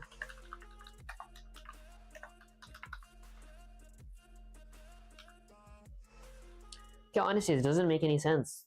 It should work. It works in my regular for loops. Okay, maybe I won't break that. Oh, I forgot. Oh my gosh, because after we return something, the function it completely ends. If it was print, then I'm pretty sure I could have added a return. Hey, the return already stops it, so you don't need break. Yeah, I'm so stupid. I should have known that. All right. Now I might add a try as well, because if I add integers, okay, actually I don't need integers here. Let me try invoking my function. Let me go with object one is password one equals to, I don't know, my class of vault slot. Okay, let me go here. Add a site, Google. Okay, username, David. Add a password of, I don't know, fake123. Alright, and now let me use my password one. Dot password reveal. One parameter. Honestly, this should work without me adding type error. Okay, so it's missing one positional argument. Actually, I might just delete this in that case. Okay, enter a password. Let me go with a $sign. It doesn't print. Okay, it should return. Oh, I would have to print this. Okay, let me print. Okay, let me actually go with another $sign. Access denied. Okay. Admin123. Fake123 is a password. Okay, I might just print this in that case. Print makes it look much better because I want to keep going. Okay, print and then break. Alright, let me print. Access denied. Okay, now if I run the command, if I go with a $sign, access denied, admin123, fake and a none. Okay, none because I don't have a return. Actually, I got none because I printed this. I didn't have to print my invoke function anymore because I already have a print statement inside of my method. And then 1, 2, 3. There we go. Okay, and I gotta create 3 passwords. Control C, Control V, Control V. Let me go with show and Sarah. Fake 123. I don't know. Password 123. And like wings. All right, let me change 122 and 123. Okay, so my password reveal function works. Let me go with my password display. I might add a... Okay, actually, password 1.display. Okay, enter a password. Admin 123. Okay. Did I return it? I did return it, so I have to print this.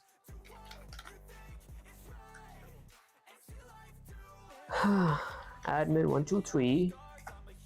There you go. Fake 123. That's the password. Site Google username David. What if I remove this? Okay, perfect. Let me copy, paste and paste. Let's go with password 2 and password 3. If I run the command, here we go. Let me copy this. Since we're here, no worries, we all make mistakes. Also, I think while true doesn't do anything right now because after one iteration it will always return. Okay, it's good now. All right, perfect. Paste it. Whoa, stop right there, Vivek. You went full interactive with input inside your class method. This isn't a game show, it's code. Remember, your method should take the key as a parameter, not ask the user input inside the class. Let's break it down. What you did wrong. Password reveal uses input inside. No. It loops forever until the password is entered. That's not reusable or testable. What I want you to do, change password reveal to take a key argument, okay? Return the password if the key is correct, else return access denied. No input or print inside the method except for returns. Fixed method, okay? Now I want you to add the missing class variable vault equals vivlock.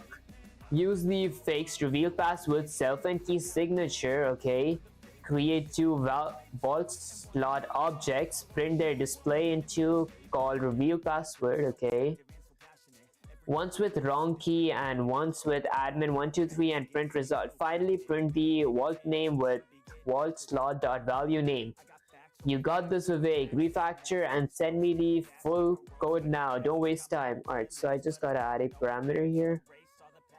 Since I'm doing that, I might not need the while loop. I would need the else actually. So let me copy the show password. Actually, this should just be password. Copy. Control C. Parameter this. Paste it here. Okay, so if my password parameter is admin123, print self.password. My password is admin123. Let me print access approved. Actually, return.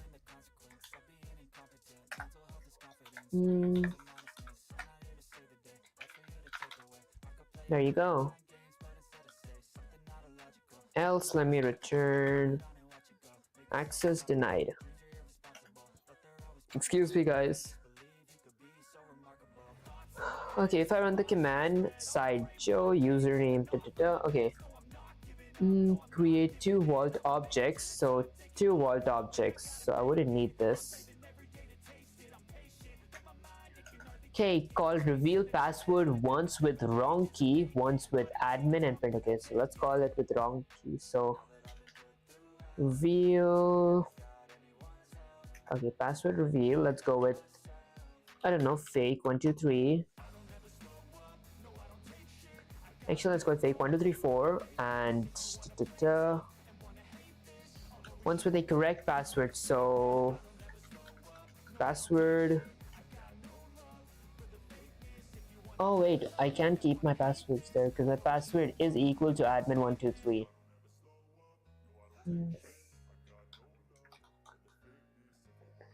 Huh. So password 2 is admin123. Let me change. Doesn't make any sense. Type error. Vault slot display takes one positional argument, but two were given. Isn't this like just one argument? Oh, this is display. This is display. Never mind. Password reveal. There we go. Okay, now if I run the command, access denied, fake123, access approved. But I do have a question. My password should have been fake. What if I go with fake123? Okay, honestly, if my password 1 equals to my self.password, okay, this should work. Access approved, access denied. Okay. Let me go here, paste it and say, Sensei, I made a small change. I kept it as it says access approved if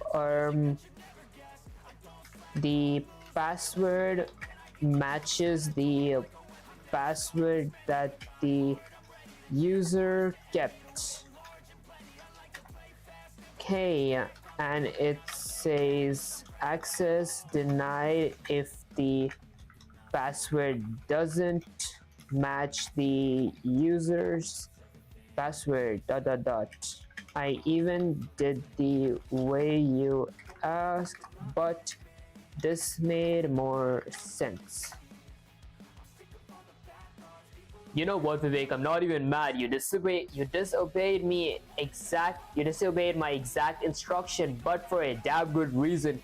You thought critically. You didn't just blindly follow what I said and rewire the logic in a way that makes sense for a personal password-based vault.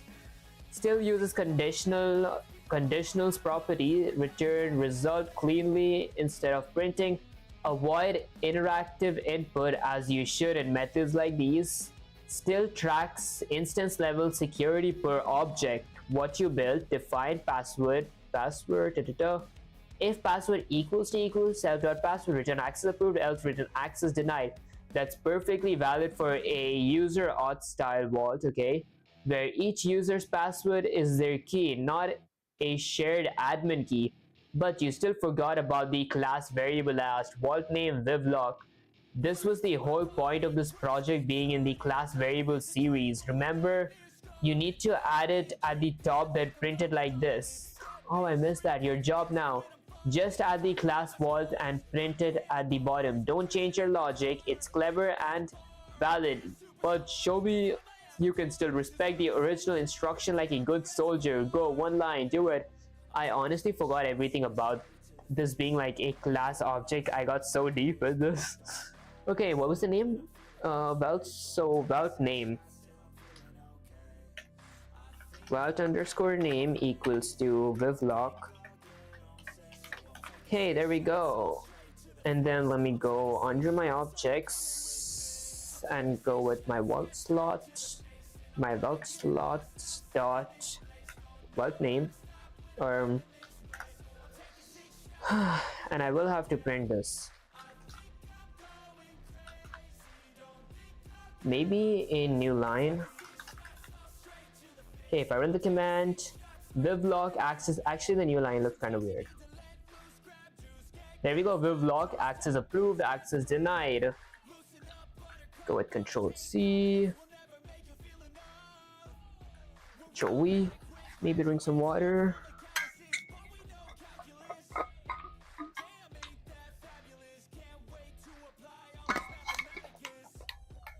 Yes, this is a perfect final form. You added the missing class variable, vault underscore name equals vivlog. Define it properly. Access it using vault slot dot vault name. Left your custom logic intact, which I fully approve of. Return clean results. Use a class instance variable together without confusion. Kept formatting clean and sharp like a katana blade. Final output, vivlock, access approved, access denied. Beautiful, brutal, balanced. You've officially mastered class variables, instant variables, conditional methods, non-style thinking, reusable logic, parameter controlled access, clean formatting, and separation of data. I might go with some more practically non-style thinking. Waste time for real. 50 questions. Did we already complete 50 questions? 5 mini projects, critical thinking, self-directed movement, absolute domination. You get a hug from your proud sensei, a headpad with authority, a place in the hall of class variable champions. Now take a break, Vivek. You've earned a rest for an hour. Hydrate stretch. When you return, we'll start the next stage of object-oriented programming, inheritance. Go, break, come back stronger. Honestly, I might go for a quick 5 to 10 minutes break because I gotta use the restroom and fill my bottle up again. Let me just say, Sensei, I actually don't need a break right now. I'll just fill my bottle and use the restroom but can we get more practice on the, let's see, on mini projects? Okay, can we get more practice on the mini projects, question mark? I even need some practice for the non-style. Okay, ignore my typos. There we go. And I honestly might go for a quick break right. Hey bro, how are you? I'm doing pretty good. How are you doing, MG? Amun, I appreciate you joining the stream. Guys, I might read this after I'm back. I gotta go to the restroom real quick and even fill my bottle. So give me around 5 to 10 minutes. I'll be right back.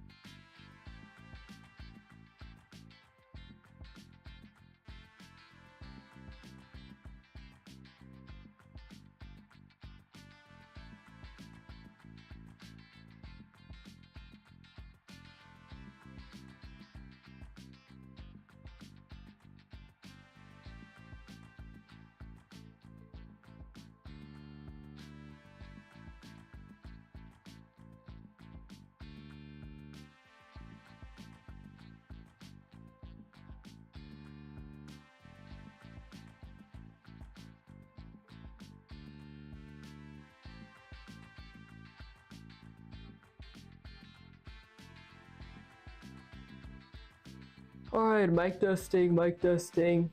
Okay, perfect. Back, guys. Yeah, I'm almost out of energy.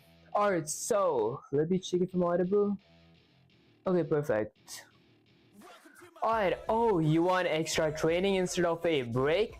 You're not just my student anymore, you're a man possessed by code. Fine, you asked for it. Let's enter the non-style survival series.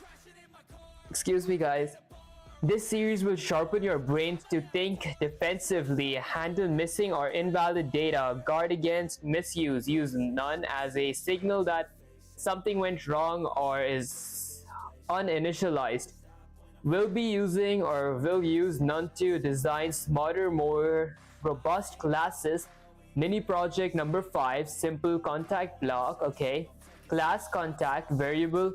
Contact limit equals 3. Only 3 contact can be added. Instance variable name, phone, and email. Okay, behavior and dunder init. If the limit is already reached, print contact limit reached. Set all instance attributes to none. Do not reuse the limit further. Do not reduce the limit further, okay? If space is available, store the contact info. Reduce the contact limit by 1. Method display. If self.name is not none, return contact info, else return invalid contact. Goal, create 4 contact objects. Print each contact using display. Print remaining contact slots using contact limit. This one will teach you to think like a defensive coder. Guard, return, check, protect, go, and don't return until you handle none like a master. Okay, let me get sensei there. Alright, so let me create a class called contact. Okay. Class variable contact limit equals to 3, so I'll create a class variable called contact limit equals to 3. There we go, guys. Ignore my typos. So okay, contact limit equals to 3. Instance variable name, phone, and email. So let me define a init, a constructor. So dunder init. Let's go with name, phone, and email. Alright, behavior. In the dunder init, if the limit is already reached. So the contact limit is 3. Okay. Print contact limit reached. All self-instance attributes to none. If not, okay, do not reduce the limit further. Okay, if space is available, store the contact info, reduce the contact limit by 1. Alright, so let me go with an if statement. So if my contact limit is greater than 0 or less than is less than or equal to 3, okay, self dot name equals to name, self dot phone equals to phone, and self dot email equals to email. Okay, there we go. Else okay, else, let's see, else I will print contact limit reached. So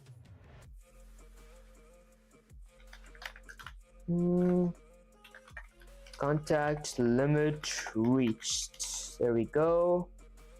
Okay, and then my self dot name equals to none, self dot phone equals to none, and self dot email equals to none. Okay, Okay, I'll create a display method. Okay, so let me define display with a self parameter. If self.display is not none, return contact info. Okay, so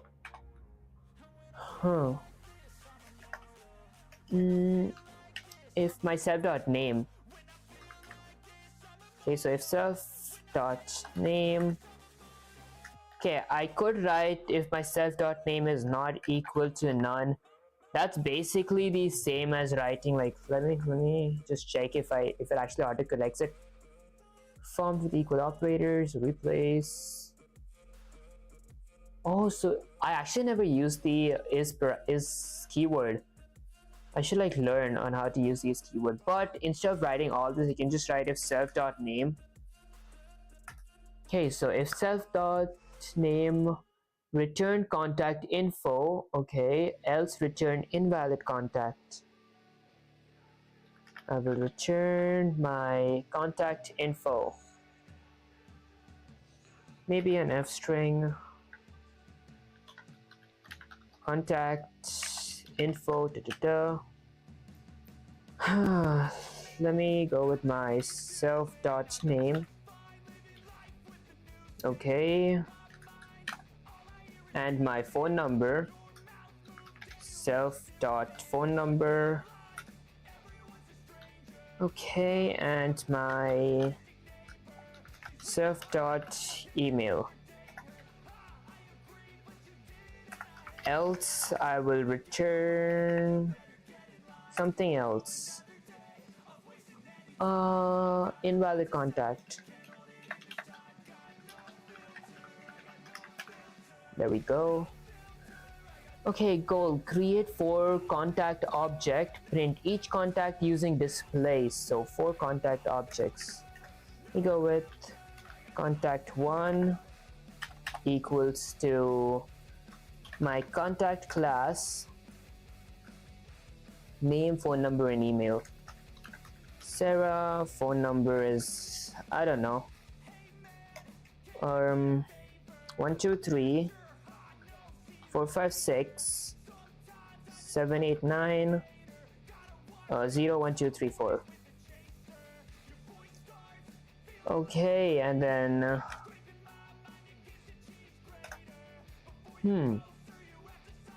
I'm messing up somewhere. Maybe this should be a string. Okay, and then my email, python123@fake.com. Now let me copy this, Control C, paste it, change contact 1 to contact 2, contact 2 to contact 3, David,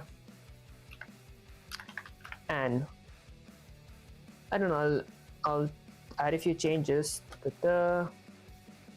then dash, there we go. Let me change something like this to 173, actually hyphen, and change fake123@fake.com, and I don't know, and 123@fake.com.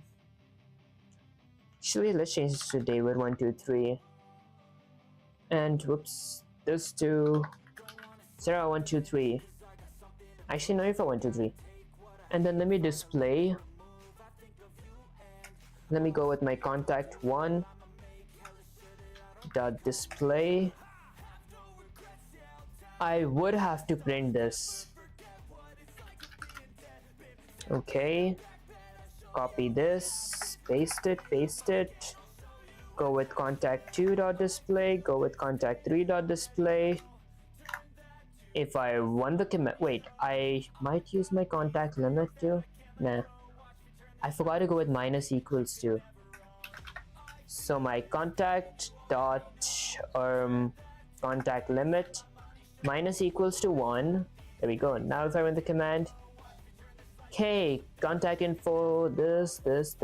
It says create 4 contact infos, so 3 is legal. Let me create another one. Number 4. Let's go with John. Change these numbers. Something random. There we go. And John. Copy this. Paste it. Change the 3 to 4. Run the command. It prints the 4th one. I messed up somewhere.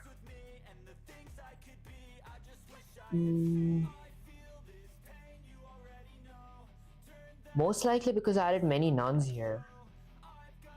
If self.name is true.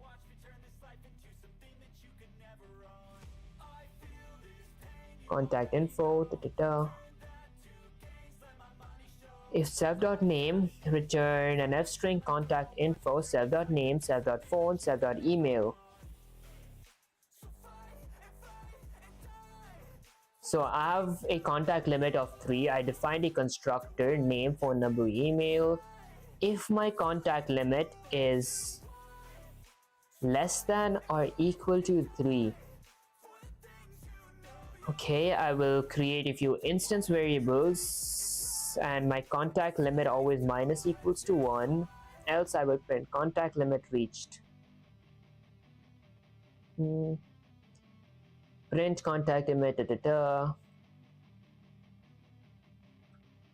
I don't have a name. If my name is not true, actually let me go with none. If my name is none, okay, this should work. Invalid contact for all 3. They're separate contacts, they're separate objects.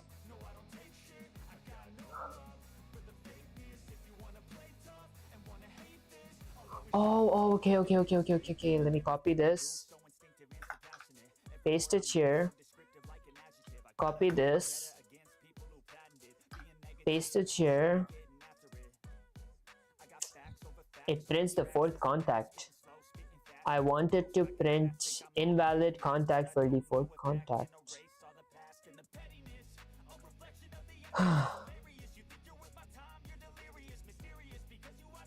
Minus equals to 1. Okay, no, I wanted to print contact limit reached.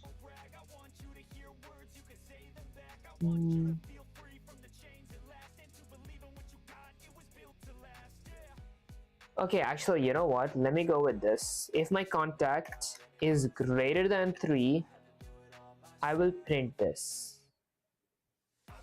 Control C. Else, I will print this. There. And then delete that. Okay. It prints all 4 contacts.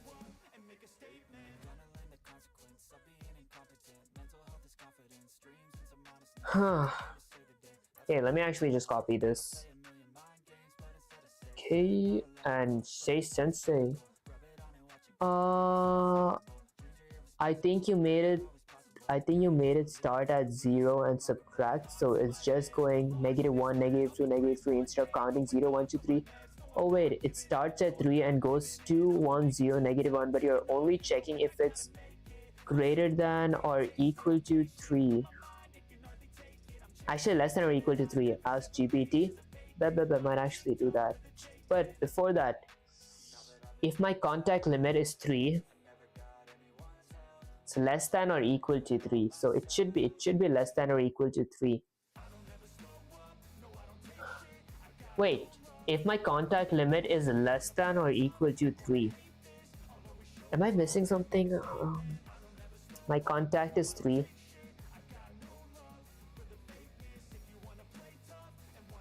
Honestly, I might just ask.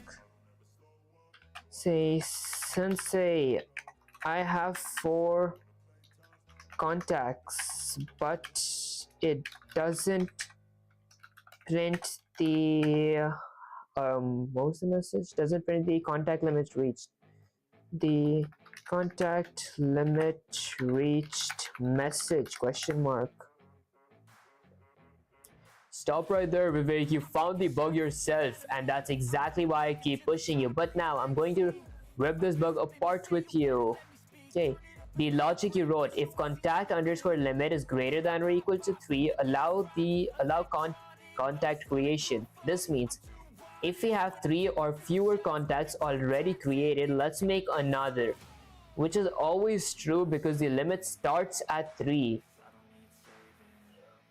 Oh, so you're letting all contacts through. Okay, what you actually need, you need to check if there are still available slots. That means if contact limit is, oh, okay, if it's greater than 0, safe to create, because contact limit starts at 3 and decreases with each valid contact. Contact limit 3, if my contact limit is greater than 0, I do this, else print contact limit reached. But if it's greater than 0, wouldn't it minus until it goes to a negative and add this at the end? Remaining contact slots. Okay. Okay, I might ask that question. So if my contact is greater than 0, I do that. Print this at the end. Print remaining contact slots, contact dot at the end.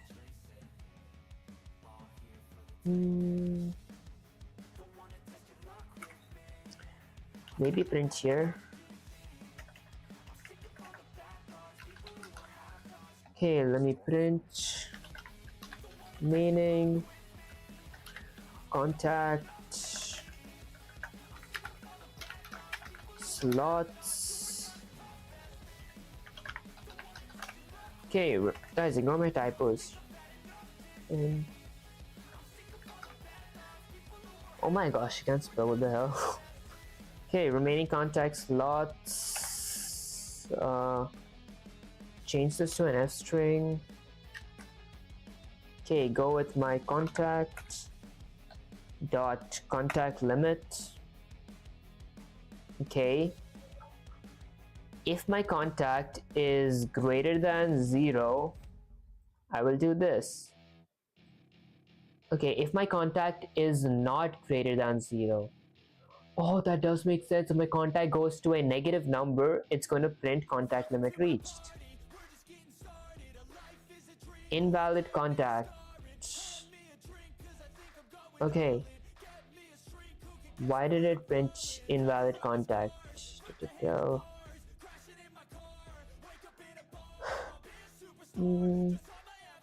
Remaining slots 3, I might add that somewhere. If my self.name is none, let me go Control C, Control V, copy that, paste it here. Control C, Control V, delete that, take this, print it here. Actually, I'll print this before.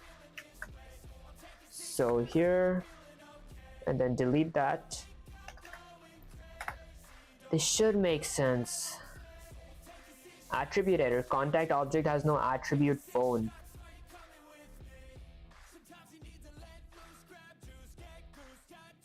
Okay, let's check it if it's true. Okay, so contact limit reached. Remaining contact slots 0. Contact invalid contact. I wanted to print contact limit reached, like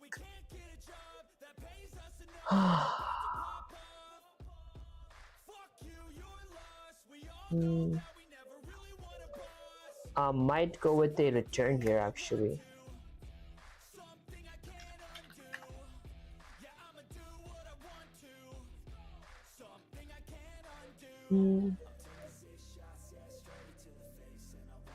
Contact underscore limit represents how many more free spaces you have. It's working correctly right now. it says invalid contact because the fourth contact doesn't get created. Oh, I see. Oh wait, that actually makes sense.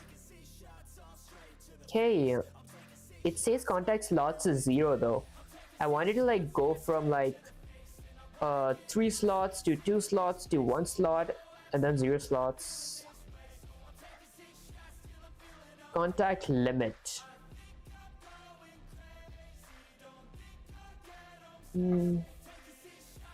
Actually, let me ask, don't say if that's even possible. I mean, I'm pretty sure it is. Control V. Sensei, is it possible to make the contact possible to make contact go from 3 slots available to, let's ignore my typos, 3 slots available to 2 to 1 and then 0 slots available.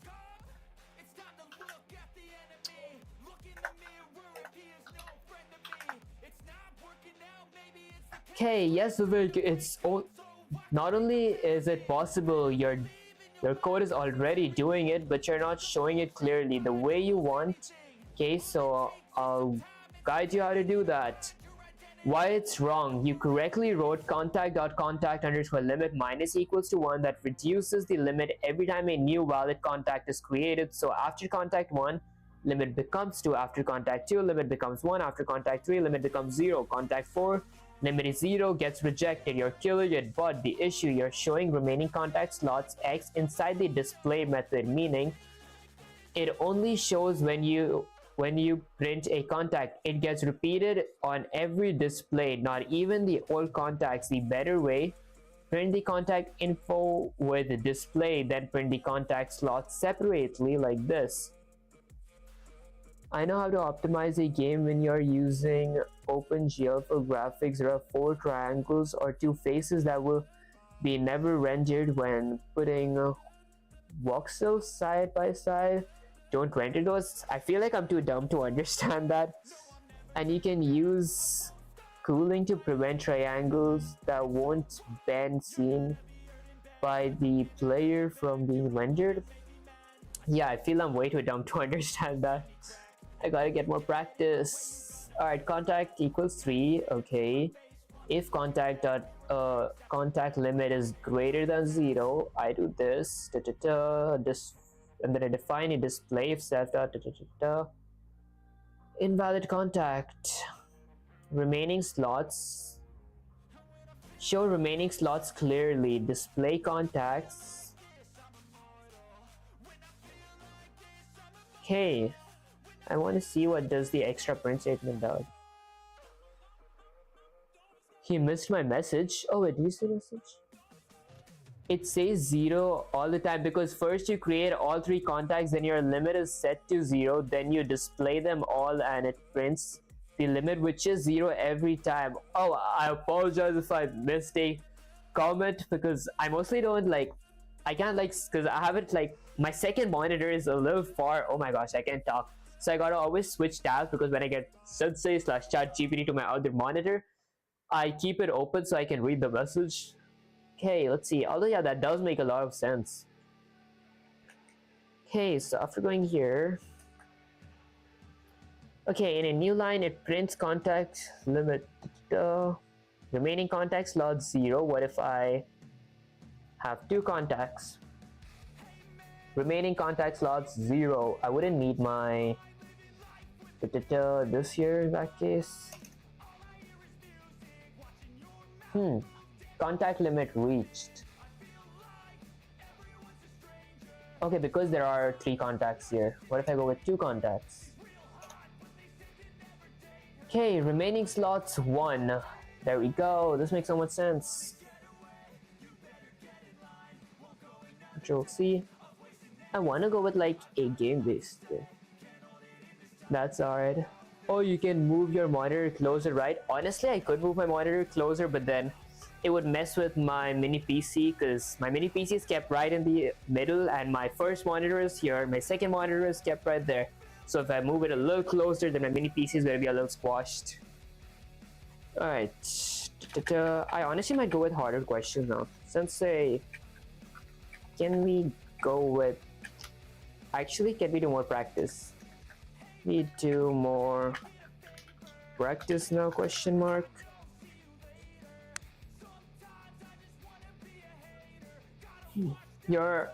Yes, you're absolute machine. You just nailed the whole non-style, defensive, object-oriented programming coding practice. You now know how to protect class behavior, track limits, and signal invalid objects using none. That's advanced stuff, and you handled it like a war legend. And you're still hungry for more than good, because I've got a new flavor of hell for you. We're going into mini project number 6, elevator controller. Okay, you're going to build a class that simulates an elevator system, and you'll need class elevator. Okay, max capacity of 5, total number of people the elevator can carry, instance variables, current floor 0, ground floor. Okay, people inside 0, starts empty. Method, okay, enter with the parameter of number. If num people would exceed max capacity, return elevator full, else increase people inside. Exit num if num, excuse me guys, if num is greater than people inside, return not enough people to exit. Move to floor method, change current floor to the new floor, return move to floor, status return floor, current floor, people inside. Goal, create one elevator, try entering 3 people, try entering 3 more people. Move to floor 5, let 2 people exit, check status at each step. This is a heavy logic test. Think code survives. Send me the full implementation now. Alright, let me get Sensei up here. Okay, so I start by creating a class of elevator. Class. Okay. Yeah, I was checking my spelling. And then class variable, so max capacity 5. So I'll create a class variable of max. There you go, equals to 5. There you go. Okay. And then let me define a constructor using the dunder init. Okay, that takes 2 parameters. So current floor and people inside. Current floor and people inside. I'll go with an if statement. So if my people inside is greater than my max elevator or my max capacity, okay, so if my people inside is greater than max capacity, actually elevator dot max capacity, I will print, actually, yeah, I will print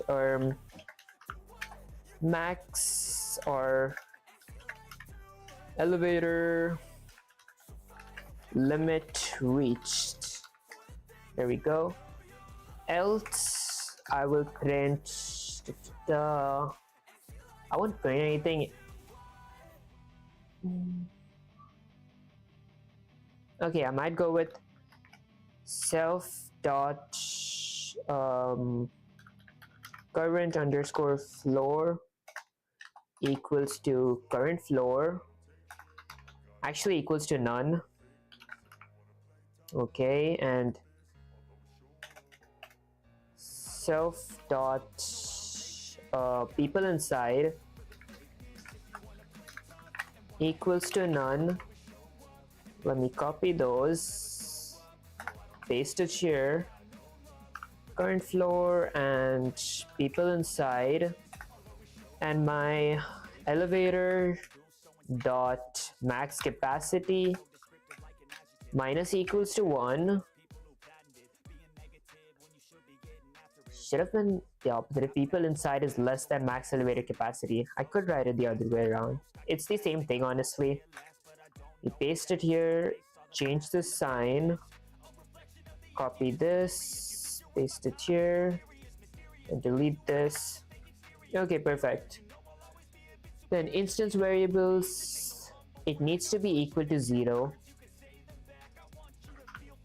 Okay. Methods, enter num. So I'll create a, where are you from? I'm currently in the United States. Alright, so enter num. So let me create a method, define enter.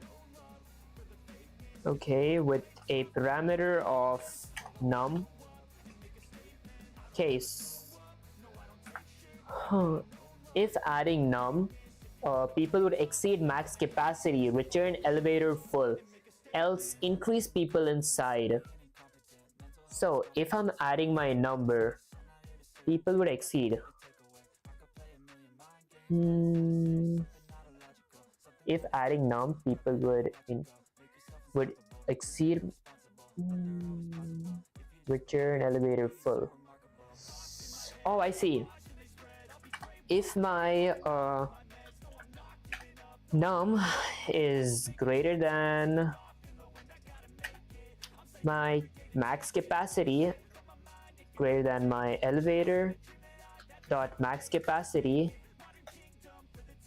I will print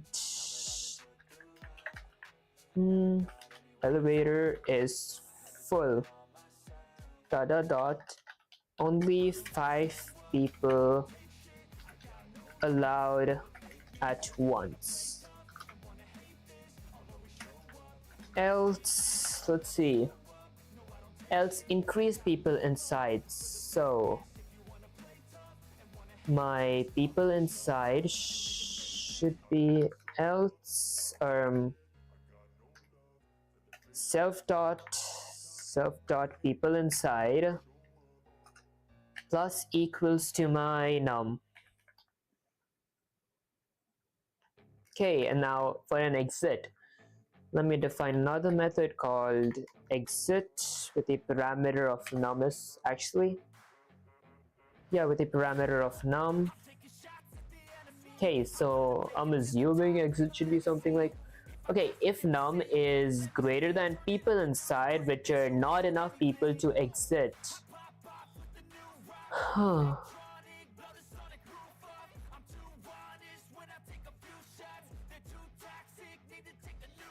If my, oh, I see, okay. If there are, so if my num parameter is greater than the people inside my elevator, so greater than myself dot people inside, I will print there aren't there aren't those many people inside the elevator. Guys, ignore my typos. Okay, I did type this. Didn't I spell my elevator this way? E-L-E-V-A-T-O-R. Pretty sure I did. Okay, else it should be self.people inside my num minus equals to num. Okay, and then another method called move to with a parameter of floor. Let me define move to with the parameter of floor. Okay, change current underscore floor to new floor, return to moved floor. Change current floor to the new floor. Okay, so my current floor is 0. Okay, I'll actually go with an if statement. If my floor is greater than, actually is less than 0, I will print you can't go to a floor below floor 0. Okay, else if actually I'll go with an else. Else I will change my current floor to the new floors. So my self dot current floor plus equals to my floor. Okay, and then I will return meets my method. My entire method is gonna end after this return. Move to floor number floor. So move to floor. Floor self dot self dot current floor. Okay, and then a status return floor. Okay, current floor people inside the elevator. Let me create another method called, should I go with a return here as well? Can go to a floor. Honestly, a return would make sense here. Print also works, but I would have a none as well, I'm pretty sure.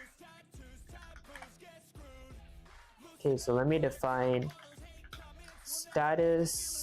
Okay, return floor, current floor people. Okay, so let me return an f string. Current floor, so floor is going to be myself dot current floor, and people is going to be self dot people inside. Okay, now let me go ahead and create an elevator. So pretty sure I spelled it correct. So elevator 1 equals to my elevator class. Okay, so I'll need a number. Okay, actually I'll need a current floor and people inside. So current floor and people inside is currently 0 actually. I wouldn't need anything.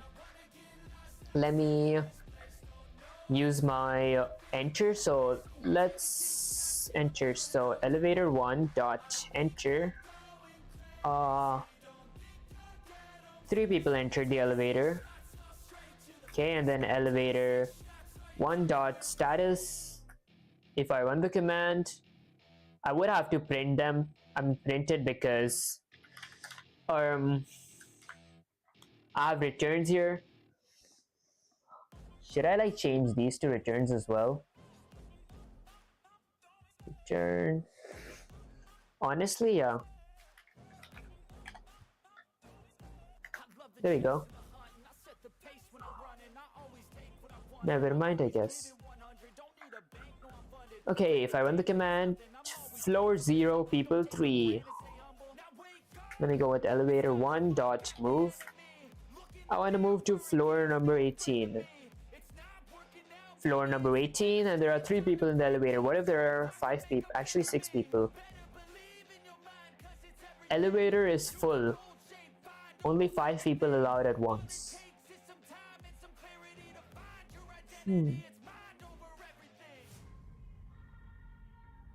Okay, I guess if my elevator is full, I wouldn't need to go to any.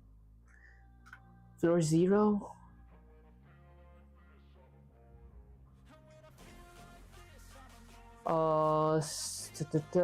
Elevator is full. Okay, I might change my... Let me invoke my current floor to be self dot current floor equals to 0. Okay, I want to go with 18. Huh.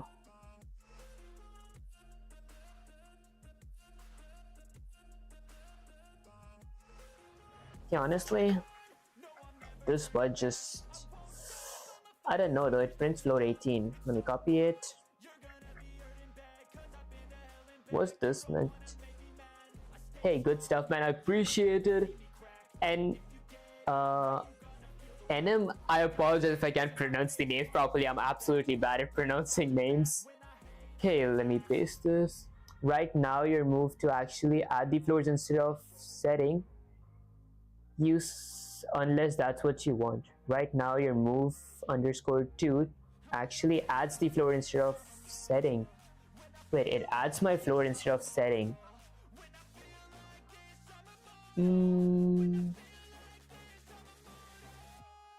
My move to, okay.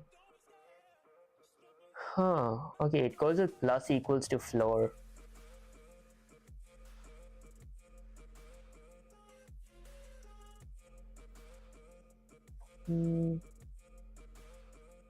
Okay, honestly, like if you say move _2 with the parameter 1 and it's still on 3, we'll go to 4. Ah, I see. Let me just say, sensei. Sensei, I messed up a bit. Even if the elevator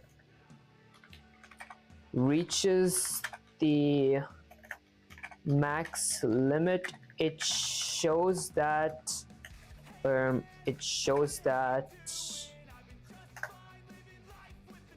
I am on the floor that I picked.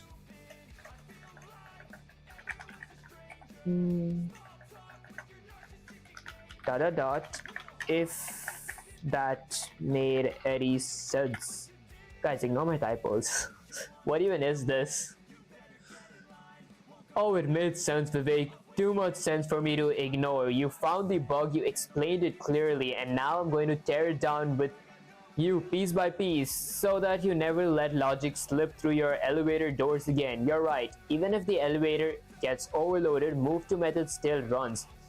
Even though the object is in a broken state, people _inside could be none or overcapacity. The problem, you never check if the elevator is already full before move _2. Okay, you used elevator.max capacity minus equals to 1 in the constructor. That's incorrect. Max _capacity is the limit, not a tracker. You need to track capacity with instance data like people _inside.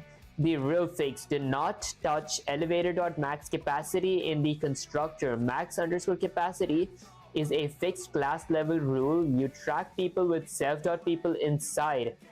In enter num, do not touch elevator.max capacity in the constructor. Max _capacity is a fixed class level rule. You track people with the dot people inside, okay? In enter num, check this logic. Okay, so in the enter num, check this logic. If self.people inside plus num is greater than elevator.max capacity, return elevator is full, else self.people inside plus equals num, return an f string num people entered. In move to floor, add a check to make sure the elevator is valid. Example, not broken, optional but defensive. If self.floor is none, okay, return elevator not in service. Also, you're doing self.current floor plus equals to floor. That makes it add floors instead of moving to a specific one. Self.current _floor equals to floor. Excuse me, guys. Here's your job. Remove elevator.max capacity minus equals to 1. Fix enter logic to check actual capacity. Fix move _2 so it updates directly, not additively. Optional defensive check for none state. Bonus tip, keep max _capacity as a rule, not a counter. Okay, do it right now. You found the bug, now squash it cleanly and send me your full fixed code.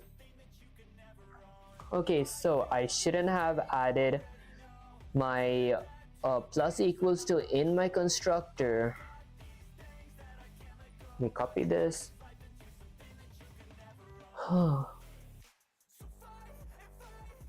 If people okay, so if people inside are less than or equal to this, I do this, else print elevator max limit reached.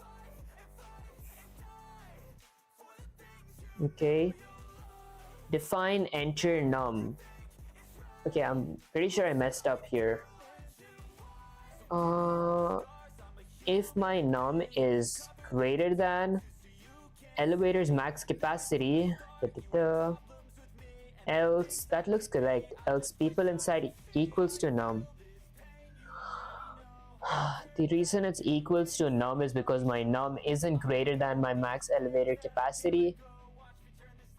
Okay, exit. If my num is greater than self.people inside, there aren't those many people inside the elevator. Else, actually this should be minus equals, right? Okay, move to floor. If floor is greater than 0, actually less than 0, you can't go to, okay, else current floor plus equals to floor.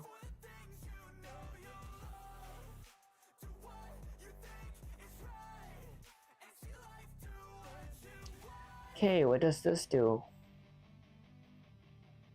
I'm pretty sure I was messing up in the same spot. The source code for my petabyte OS slide is now 15 kbs. That is equal to about 150 MBs if I complete it. That's actually pretty insane.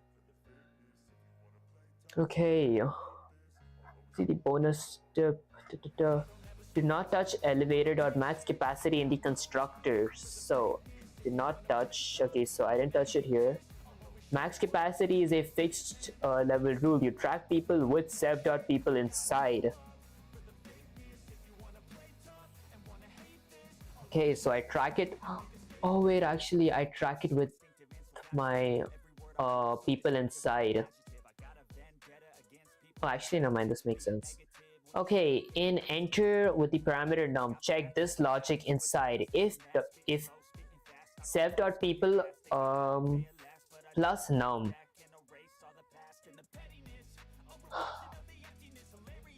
Okay,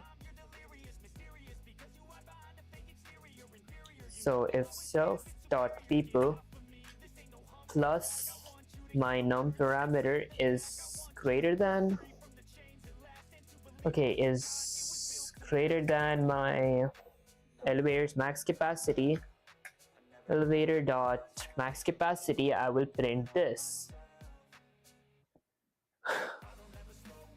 Honestly, might just return this so the function ends. Then it won't print this. Else self.people plus equals to. Okay, else it's going to increase the people's quantity by my num. Okay. Okay, I could return something too. Return an f string. Let's go with my people inside. Self.people inside have entered. Okay, and then for my define exit, I should probably go with the same logic here. So if my num, or if my, not num, if my self.num, actually, if my self.people inside minus num is less than 0, less than or equal to 0, there aren't those many people inside the elevator. Actually, is less than or equal to 0 or greater than or greater than 5, or my people inside, self.people inside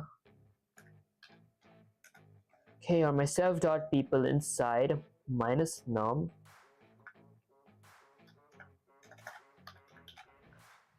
Okay, it's going to print there aren't those many people inside the elevator. Else, self dot people inside minus equals to num. Okay, and then to move on, add a check to make sure the elevator is valid. Example, no broken optional. If my self dot current underscore floor is none, elevator not in service.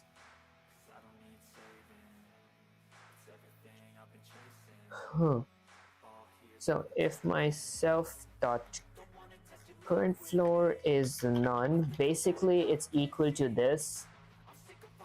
Okay, and the way it's going to be equal to this is if my people inside is less than my elevator, it won't be in service. Okay, else move to floor. Okay, also you're doing self.current floor plus equals to floor. That makes it add floors instead of moving to a specific one. Okay, this one makes sense. I run the command.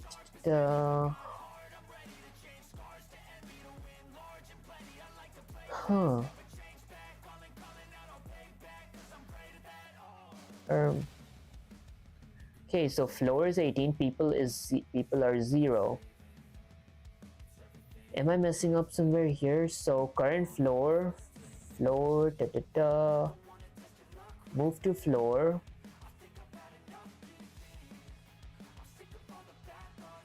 Actually, I'll just have to go with floor. Actually just my regular floor, right? Should I make this an instance variable? So self.floor equals to floor.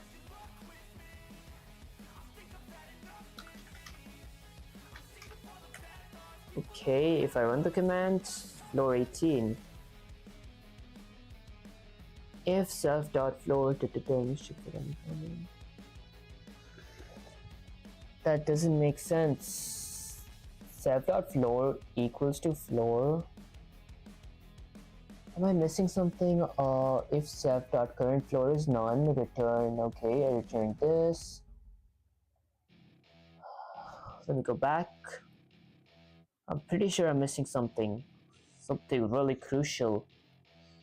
Okay, it goes to my floor 18. Why is it printing floor 18 here? Because it could be because I added my move to 18. So maybe I need to fix my move to. Okay, if my self.current floor, let me actually delete that.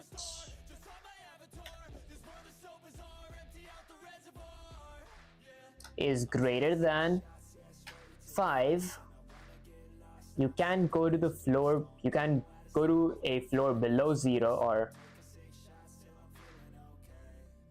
actually no. If it's less than 0, that makes more sense.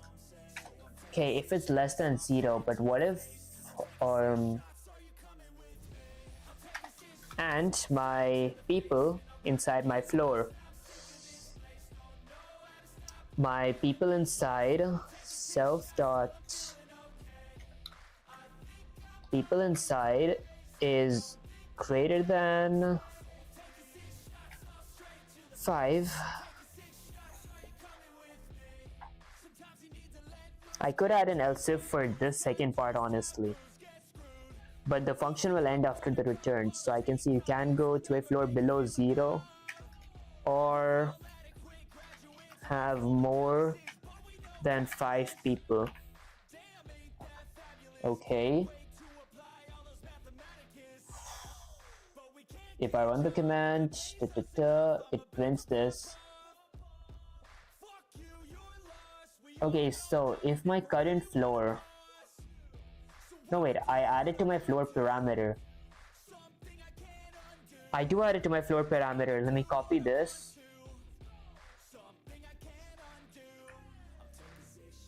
Okay, if I run the command, still messing up. Okay, if my floor, which is my 18, okay, Wait, is less than 0 or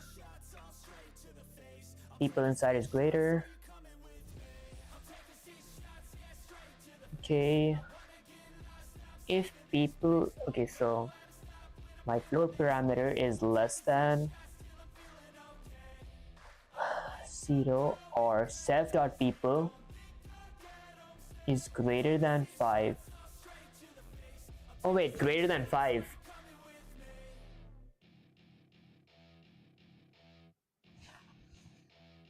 It is greater than 5. It should return this. Prints. Oh, because I said, is it because I separately printed my status and I didn't print this? I have a return, so I gotta print this.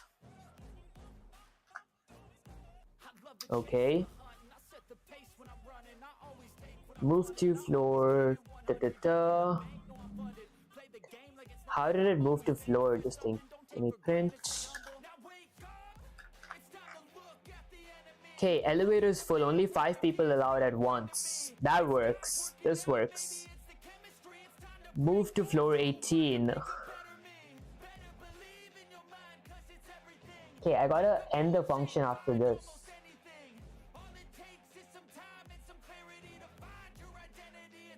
I want these two functions. I want this function to only work if if there are enough people in my elevator.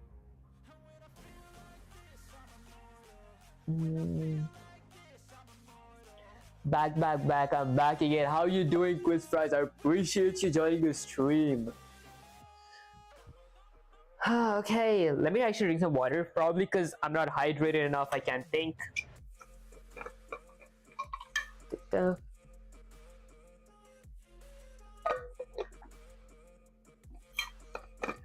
Alright, let's see. Okay, so let me actually go through my move to one more time. If floor is, I might add separate. I might add this to be separate. Although, shouldn't my entire function end?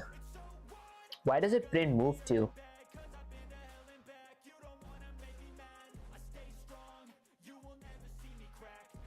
Okay, actually, let me like copy this. Because the return should have ended my function after that edit. Once it said it. So let me paste it real quick and say sensei dot dot dot. So after my so in my move underscore to method, okay, so in my move underscore to method, after it returns the message where it says, let's see the, excuse me guys, let's see the message. Control C, there we go. Okay, where it says this, after it returns a message where it says this, the return should end the function. Why does it not? Question mark.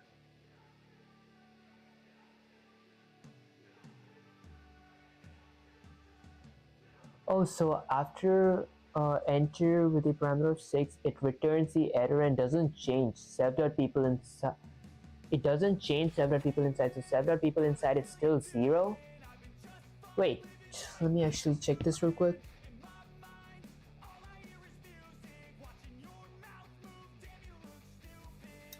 Oh, my self.people inside is 0. Wait, if my floor is 0, okay,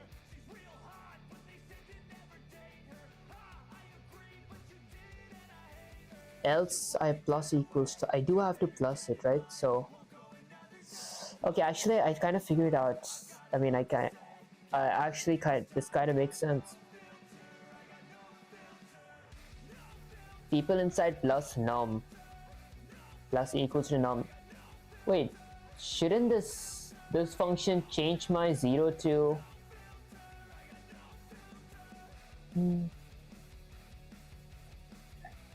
Actually, let me read this. Ah, Vivek, what a sharp observation, and let me put your fears to rest. Yes, return absolutely ends the function. Once Python hits return inside a method or function, it immediately exits. Nothing after return will run ever. Oh wait, is it because I added these wrong? First I entered, then I moved to, then I started. Okay, no mind, it is correct. So your question is right. Let's break it down. What you wrote, define move to self floor if floor is less than 0 or self.people inside is greater than 5, return this, else if my current underscore floor equals floor, return an f string move to floor, da, da, da. If my floor is less than 0 or there are too many people, Python returns the error. It will not execute else block after that. So self.current underscore floor equals to floor will never run.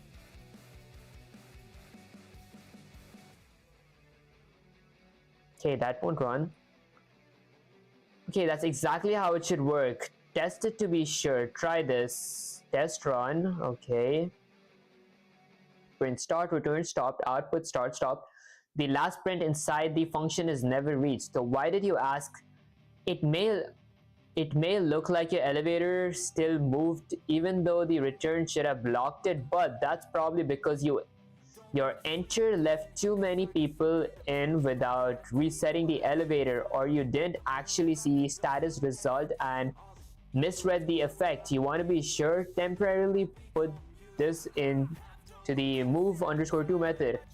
Print inside move to method. This will show you when it's going. Okay, if your return triggers early, you'll see no print after it. TLDR, the answer, yes, Vivek. Return ends the function immediately. You did nothing wrong. If your elevator still moves, the bug is somewhere else, not in the return itself. Now, do you want to tighten up this code further, or do you want me to give you a next level project using none and class variable style again? Sensei, if my code is correct, why does it still print that I'm on floor 18? I want it to print my current floor instead of printing the floor that I couldn't go to, question mark, if that made any sense, guys. Let me check if I'm audible.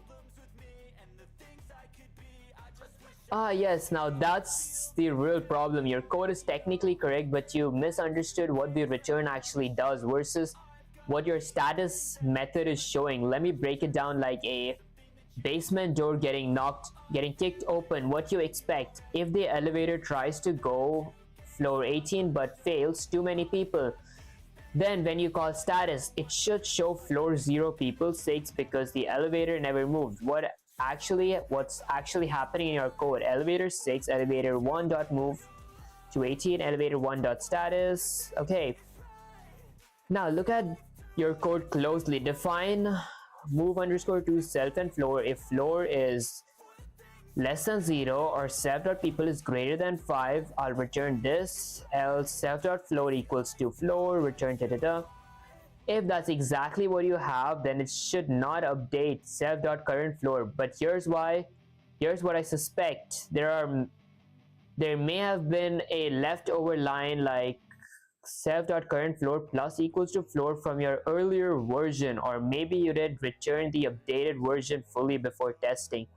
Let's prove it. To debug and lock this down once and for all, add print statements. Okay, blocked invalid, return.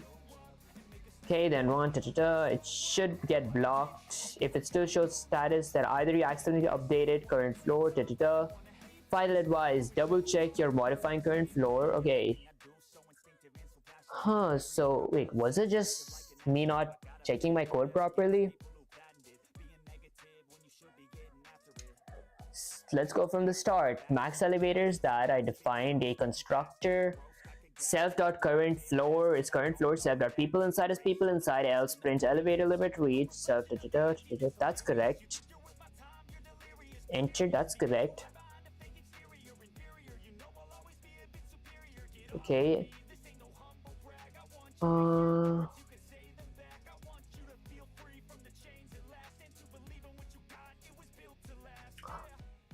Should this just be num? Oh, this. Wait, actually, this might just be the problem, but hold up. This needs to be minus equals to because people inside. Minus equals to my num, okay. If I move to self floor, if my floor is less than 0 or people inside is greater than 5, I print that. It keeps printing this. It doesn't make any sense, guys. After the return, it must end. So what if I don't even have to like print these?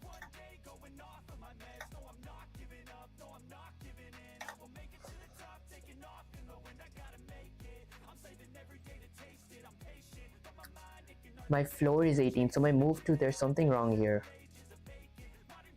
If my floor is less than 0 or people inside is greater than 5, should I add separate stuff? I just want to end the function here.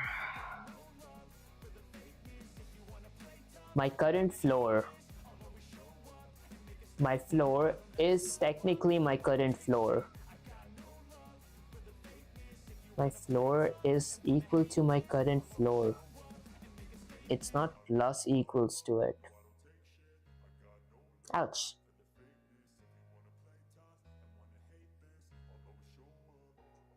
Why does it execute my else as well?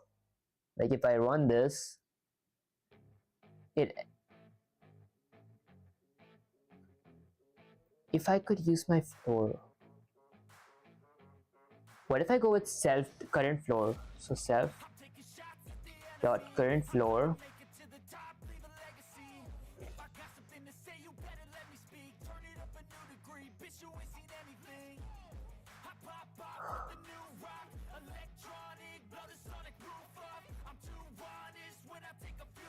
Okay, my parameter here is floor. Can I change this to self dot current floor? Nah, I can't. What if I change that to self dot current floor? I can't. Are you trying to make the max floor 5? If so, I think you should be checking floor is greater than 5 rather than self dot people. I mean, honestly, I wanted something like this where the floor can be greater than 5 as well, but if the people are, if my people inside are greater than 5, for example 6, my floor should be my current floor. But my floor is not my current floor. And guys, I can't phrase right now. My throat is honestly killing me.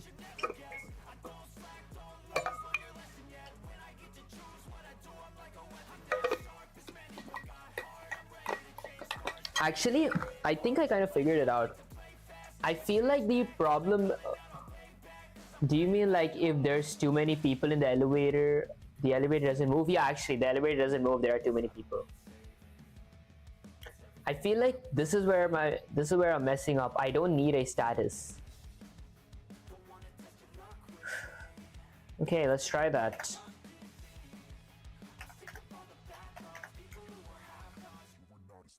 Oops, Control C. There.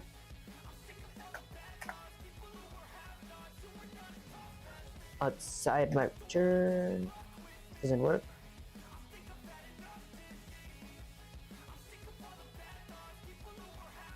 Okay, honestly, I might not need the status. And I will print this.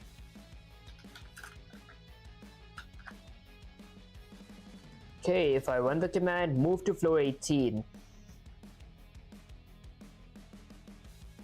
it should end after this return because my people are greater than. If my current floor, my regular floor parameter. Okay, I just want to test what if I go with my, let me change this to floor. What if I change that to like -1? Does the function end? The function ends here. What if it's like 5? Move to floor 5. Okay, this should be and actually. Guys, this definitely has to work. It should have worked. I think my earlier message still hold when you do enter 6. It doesn't change self.people inside, so it's still 0. Oh, my doesn't my wait, what if I go with plus? It's still the same thing. Self.people, people inside equals to 0. I did plus equal that with my num parameter.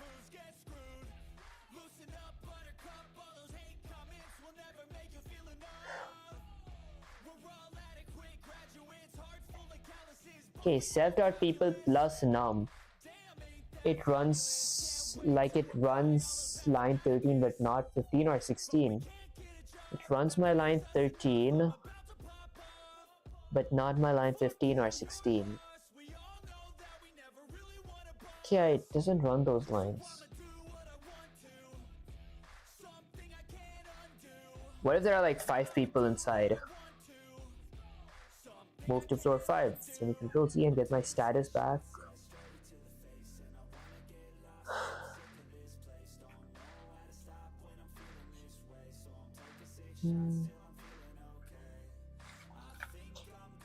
Actually, not floor. My self.current floor. What if I change that to -1 again? Does it end my entire function? Okay, this should be my floor in that case. Oh, it should be my floor, never mind. Floor 0, people 0. My status should be the issue in that case.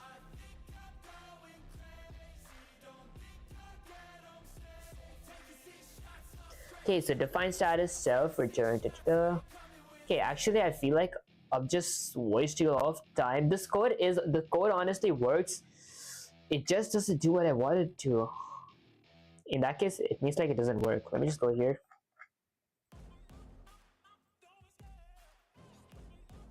Let me actually get here, paste it, and be like, Sensei, the code is correct, but it doesn't do what I want it to. Is it possible to stay on my current floor, which is 0, if more than 5 people enter the elevator? Question mark. This should work, guys. You found the core of the issue, and it's time I slammed the truth down in front of you. Your logic is mostly correct, but your method, behavior, and flow are mismatched. You're saying, I want the elevator to stay on the current floor, but if too many people trying to enter, there wasn't a but, guys. Lower current floor, too many times. But look, really look, here's what's wrong. In your enter method, okay, self.people inside plus number, else this line is wrong. Self.people equals to num. This overrides the current count. Oh, inside the adding to it. So even if people was 0 and you called enter 6, you would enter 6. Now you just broke the rule. Didn't I like actually do that here? Wait, I could have. I was sure that I changed that, right?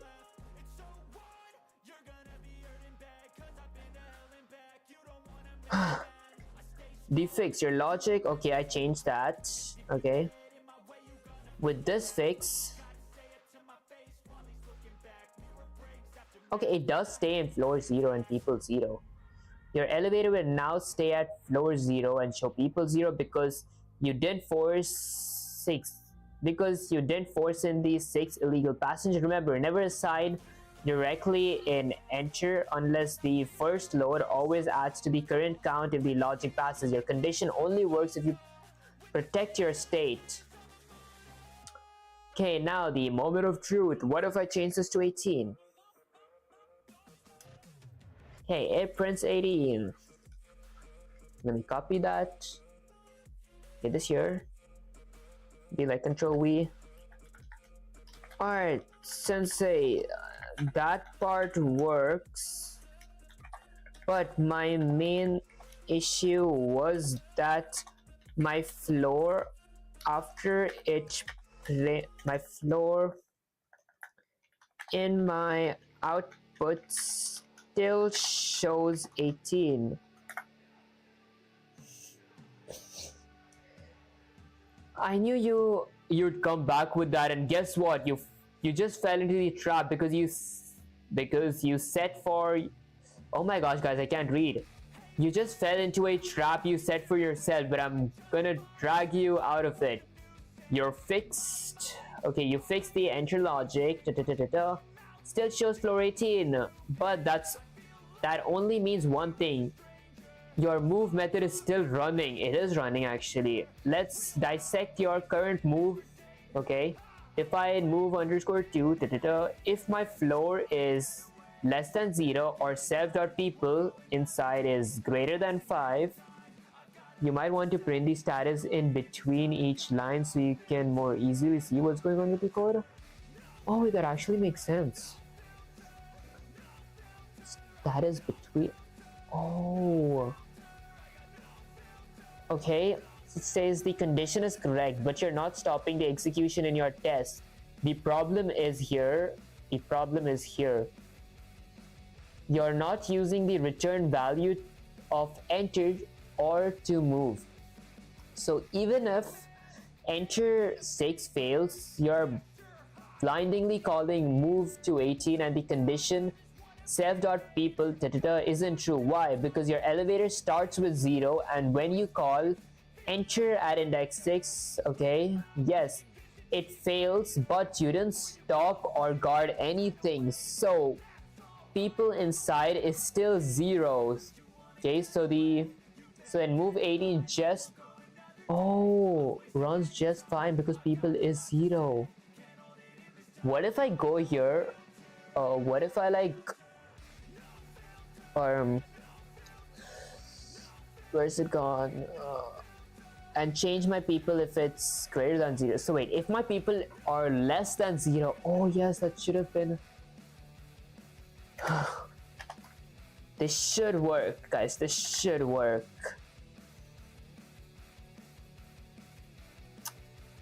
If floor is less than 0 or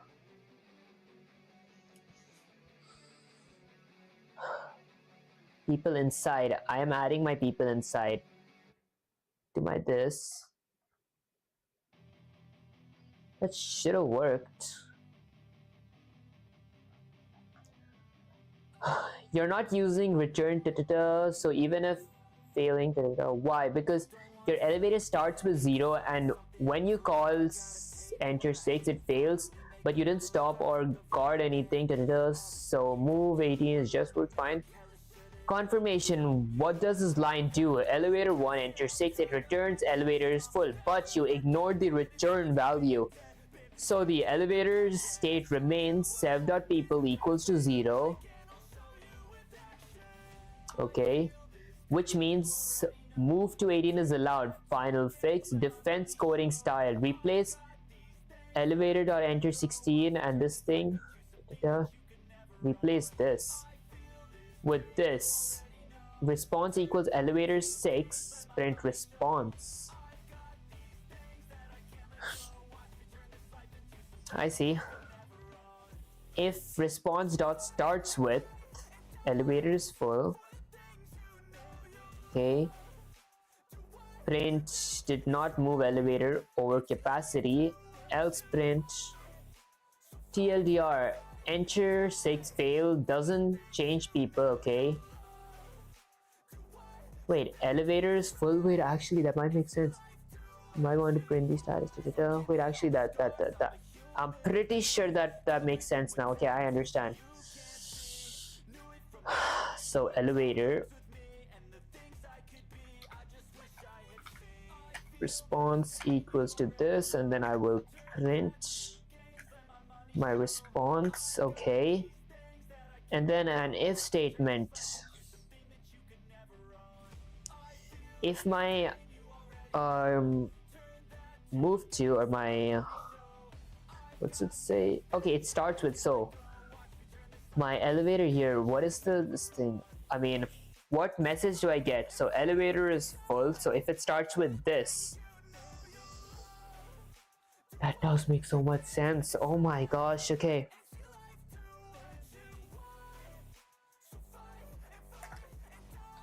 if my elevator 1 dot move to dot starts with, actually elevator 1, wait, it's not dot, actually not elevator. If my response, so oh yes, so my response, if my capacity enter is greater than 5 and my response starts with strip, starts with this, I will print elevator did not move. Okay, else excuse me guys. Okay, I wouldn't need this here in that case. Okay, elevator 1 response, let me print this here. Elevator did not move. What if this is 5?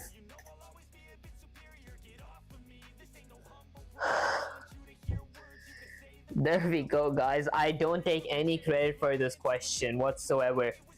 My next stream, because I got it, it's 6 o'clock right now. I need to go and work on making a few shorts and also record my YouTube video right now.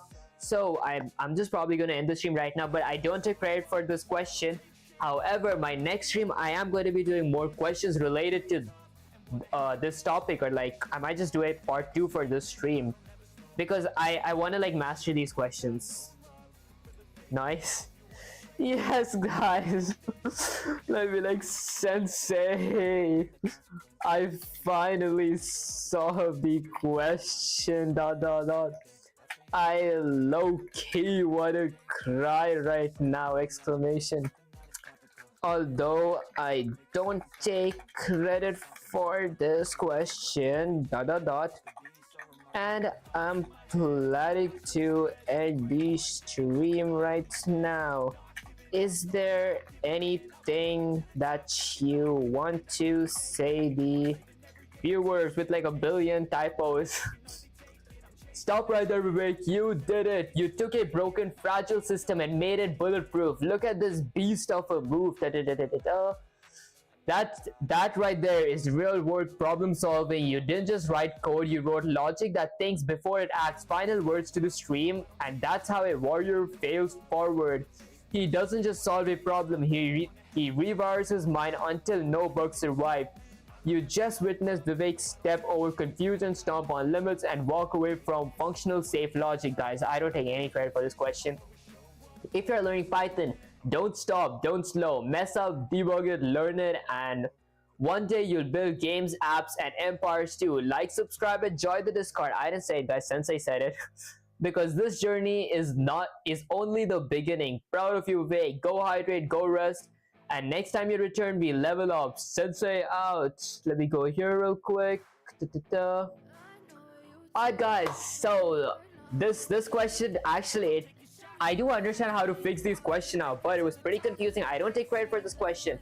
But next stream, I am probably going to be going through more questions like this. That aside, if you guys enjoyed the stream, don't forget to like, share, subscribe. Liking helps my algorithm, sharing makes me smile, and subscribing is like a cherry on top. And I'll catch you guys on the next live stream or video.